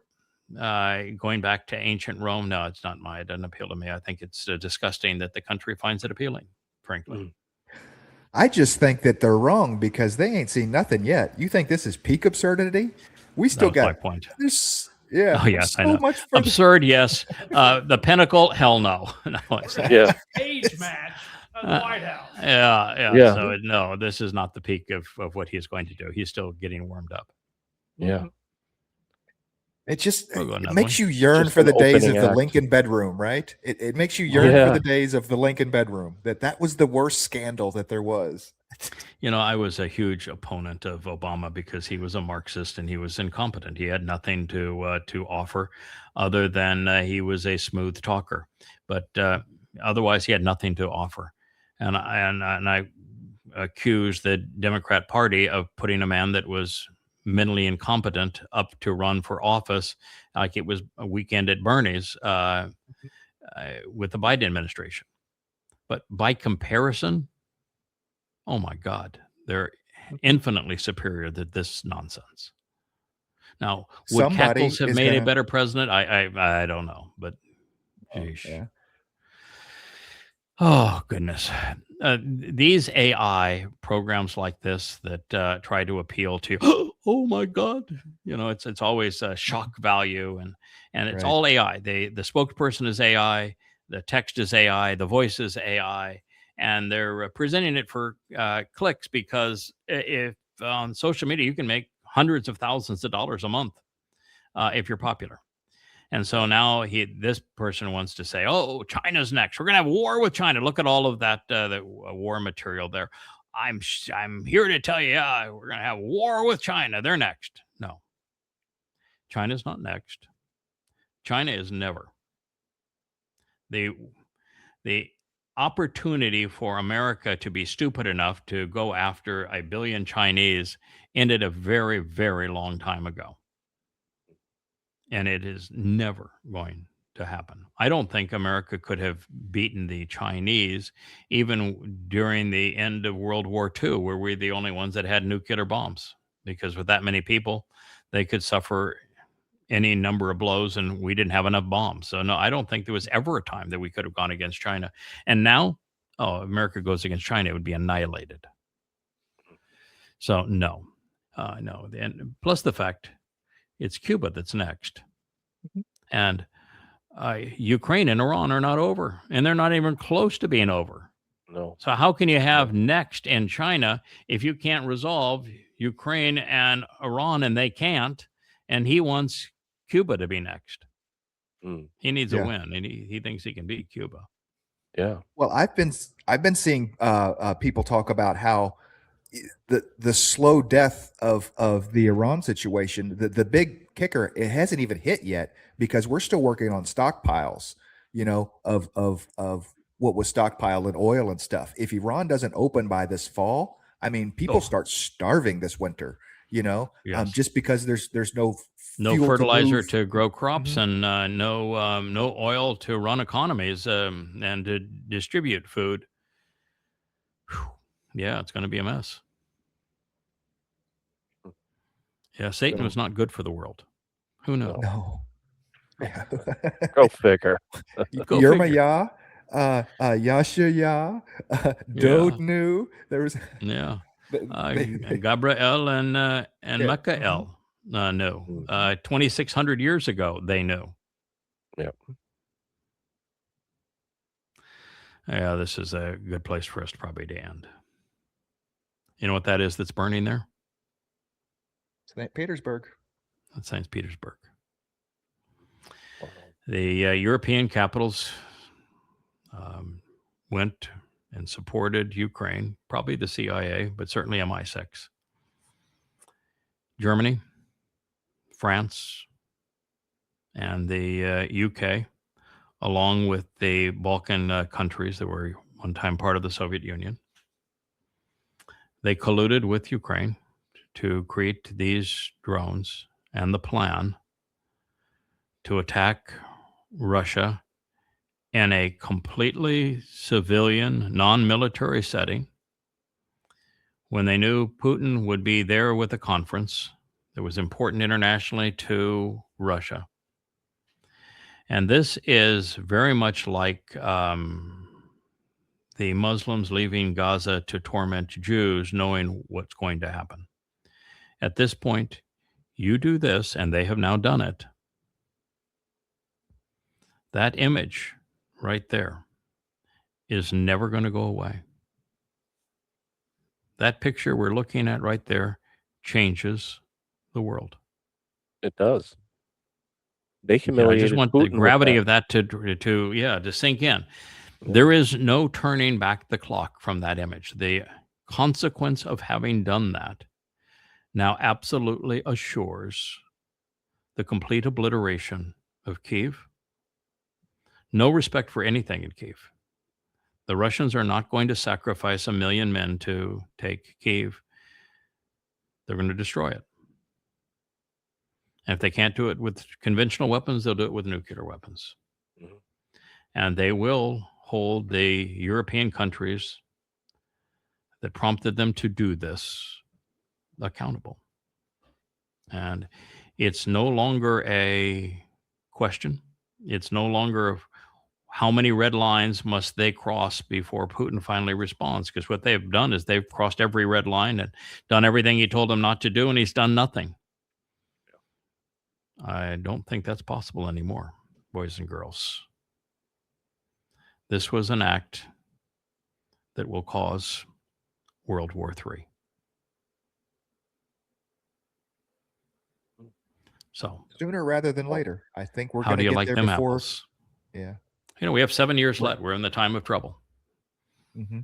This is what you would expect. Although it'd be hard for anybody to say, "Oh boy, that's we're going to start the week of the time of troubles. Within the first week, we're going to have the Europeans and Ukrainians start World War III with Russia, while the United States is in the midst of World War III with Iran." And while the United States betrays Israel and curses Israel out. All those things we knew were going to happen. But you think that all happened in a week of the time of trouble? Right. Yeah.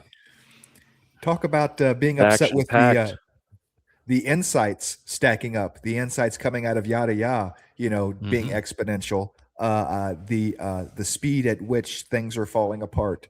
is quickly reaching Everything's speeding up, peak for sure. peak entropy. Yeah, Everything is You know just what flying is off. plays a confidence and credibility game. Right? He's not very imposing. He's going to get to be imposing by the time we get to the end of the time of Israel's troubles. And even in the last 3.5 years, he's going to leave no doubt as to who he is and who he's speaking through. But for the most part, he trades on credibility and confidence. Right? That's his stock and trade. If you were to listen to what I've had to say over the last 25 years, and I've said a lot, and what I've written over the last 25 years, huge percentage of it, almost all of it, has been accurate and come true. And when you have one thing after another materialize, after a while, you ought to be listening. And you go back just to the last series of wars and the invasions of Afghanistan and Iraq. I was the lone voice saying, you're making a bad situation worse. There is no chance whatsoever that this is going to prevail. And let me tell you all the reasons this will fail. I was the only one. And I didn't do it quietly. I did it on up to 10,000 radio shows around the world on English-speaking channels and wrote books about it. Well, you read Time of Trouble. I've told you this was going to happen. And I think it's important. It's credibility. That's what, as I say, it's God's stock and trade is credibility. Absolutely. And part of credibility is the other thing that it's not just that he's right about our future and tells us about it so that we can communicate tomorrow's news today. It is also consistency. And that means you do it. Who's been doing this for 25 years? I mean, there's none of these people that are voices on internet shows that have 25 years and 40 books into the process. But we do. That's right. This is the start of World War III. Well, it was actually maneuvered into this position back into the 1950s and then hugely exacerbated by George Bush with the NATO expansion into Ukraine. And then with the Obama administration and John McCain and Lindsey Graham with the overthrow of the Ukrainian government, and then the arming of the Nazi forces within Ukraine to bludgeon ethnic Russians in the eastern part of Ukraine that forced the Russians to respond. We've been aiming for this for a long time. Yeah. But this is the final straw here. Yeah. I think this will be the picture that that people will be able to look back on as, 9/11, you have the towers and the smoke coming out, just like the Trump with holding up his fit, there are pictures that define That'd be an once you see iconic them, picture, the whole story comes back. I think this will be that picture, Yeah, if you look at the pictures from 9/11, there was nothing that was this massive in terms of of destruction and a plume. It wasn't this massive. Yeah. This is massive. And it's not just massive. I've been in 170 countries around the world. St. Petersburg is one of the most spectacular cities in the world. And it is a non-military city. And it's a city with some of the greatest museums and art collections in the world. And it was at the site of Russia's conference, an economic conference. And to pick that city at this time, this is really shows just how stupid the leaders of Europe and Mr. Cokehead himself, Zelensky, is. Yeah, this was meant This to is embarrass Putin, that is and correct. they really did that. He was hosting. What was he hosting? He was hosting something there. Well, it's his annual Entertaining. economic conference, and it was hosted by Putin, and it's the single most important conference every year in Russia. This is So this central is to Western the Europe's best thinking as to how to manage this war, was to pull something like that, because Kiev doesn't operate in a vacuum. They're clearly no, getting their marching orders from Germany or whoever. correct, and But funding and weapons exactly, yes. and guidance Well, for those MI weapons. there are two different wars being fought in the same place. I mean, MI6 has completely been about the make Putin look bad war. I mean, they're not winning. They're not winning anything in Ukraine. They're losing ground. All they can do is strikes that make headlines and that they can take some propaganda out of. Okay, Yeah. Putin, as Yada said several times, yeah, I'll take this one. Yeah, I'll take the hit on the boat in Crimea. Yeah, you can have your propaganda, but militarily, they're not doing anything to hurt Russia. They just look bad. No. And so as soon as they struck Russia's nuclear deterrence. I mean, America was the one that provided the intelligence, and they sent drones to attack Russia's nuclear bombers, Remember that?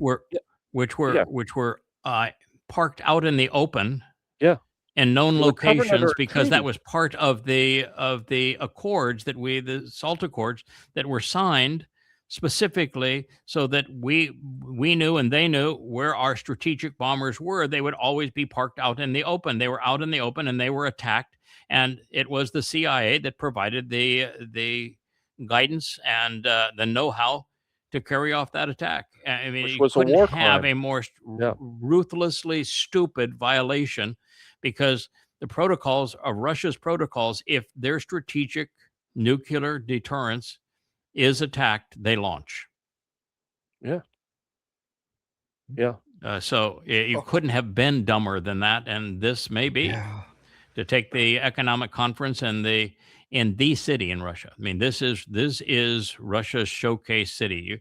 I've been to Moscow many times, but every time that I go to Russia, I always go to St. Petersburg. It is a magnificent city. It is so much more beautiful than any American city. It is really a jewel. And to do that is just such a crying shame.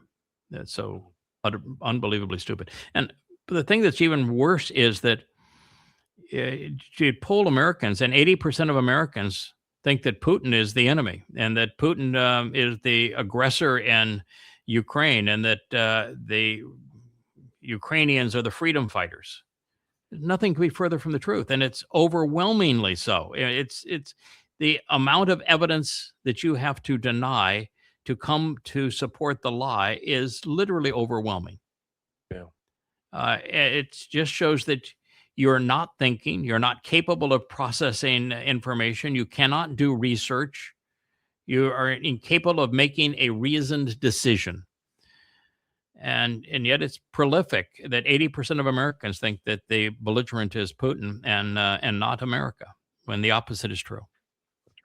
And as I've said, and I've been saying this now for, well, it goes back 15 years, back to the Shattering Myths radio show, that when the West tried to overthrow the Ukrainian government to make it pro-West as opposed to pro-Russian, and then they tried to move the Russian monetary support of Ukraine out of the way, because Ukraine is a graft-ridden country. It does not function without outside funding. And they wanted to replace it with the International Monetary Fund controlled by the U.S. And I remember doing the shows, and I said, let me tell you where this is going to lead. The Russians have a way of taking this next $3 billion tranche and getting it repaid, because they're running pipelines through Ukraine, and they can take it out of the transit tolls.